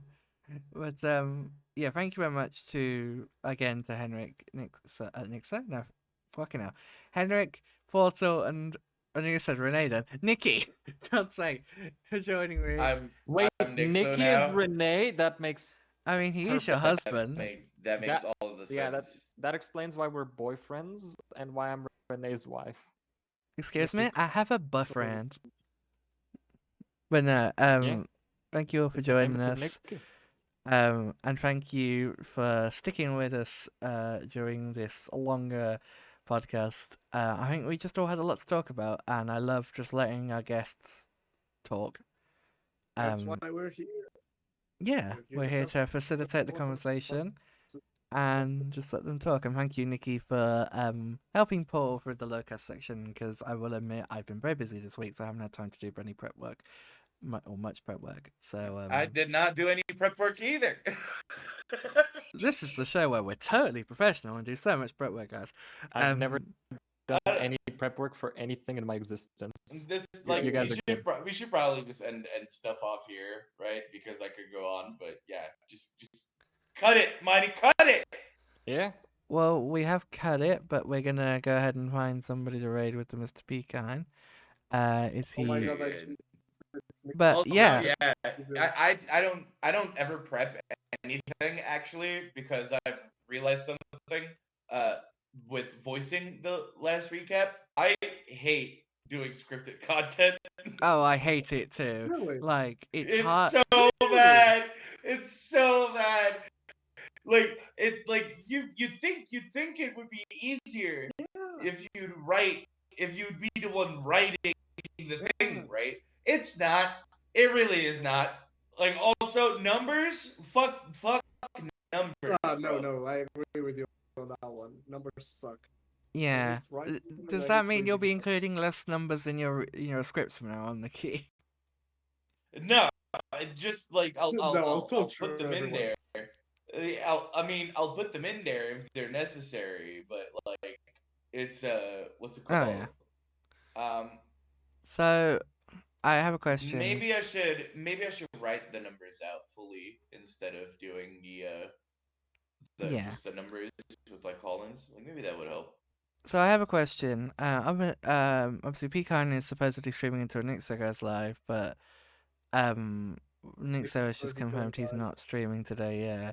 So do we still want to raid Pecan because I can't see him streaming much longer, or do we want to raid somebody else? Pecan said he's going to. Yeah, it's probably 20 hours and it's probably gonna end soon. Yeah. Who else? We could go to Flo, I guess. Or do Yeah, Flo or Beaver. Beaver's like working on the Great Labor. Yeah, let's go to Beaver. We've raided Flo before, I'm pretty sure, on the updates channel. So we'll go ahead and raid Beaver. He's doing some one Xbox any percent, I think I see. Yep, for his exclamation mark beat Nixo. There is of course Great Labor, but there is also beat Nixo specifically from Beaver. Great Labor 2.0, I guess. I don't know how to... Great Labor. It's the same. It's the same. It's a specialized effort within the force, I guess. Within the Force, that sounds like Star Wars. But yeah, thank you so much everyone for watching. From the Beaver. And again, thank you to our guests, particularly Portal, because I really did throw you in the deep end there with that Lowcast. I was like, 5 minutes, talk about Lowcast. And No, Stanley, it's you were like, fine. what do you want me to talk That's about? fine. It's a One 10-hour day, I run. promise to talk about Lowcast one day. Yeah. One Yeah. day. One We'll see. day, I have I'll to just... figure it out first. I was going to say one day, just sit Alright. you and Ratburn down and watch you two go. I'm gonna go do some more playtesting, so I'll talk to you guys later. Alright. Well, we're going to go ahead and raid Have a out. good one. It was fun. Also, if you need a stand-in, or yeah, if Henrik can't make it, like you could ask me and I can Yeah, I'll bear that in probably mind. make it. If you need a co-host for Rewind. Alright. See Yep. you, everyone. Go greet Beaver. Alright, we're going to go Alright, raid boy. Beaver and give him lots of love and wish him good luck. But anyway, guys, thank you so much again. I've said thank you 10 times now, but I'm going to say it one more time. Thank you for watching, and we will see you all very soon. Hopefully there'll be new insiders soon. We'll keep you posted. Thanks for watching. Goodbye.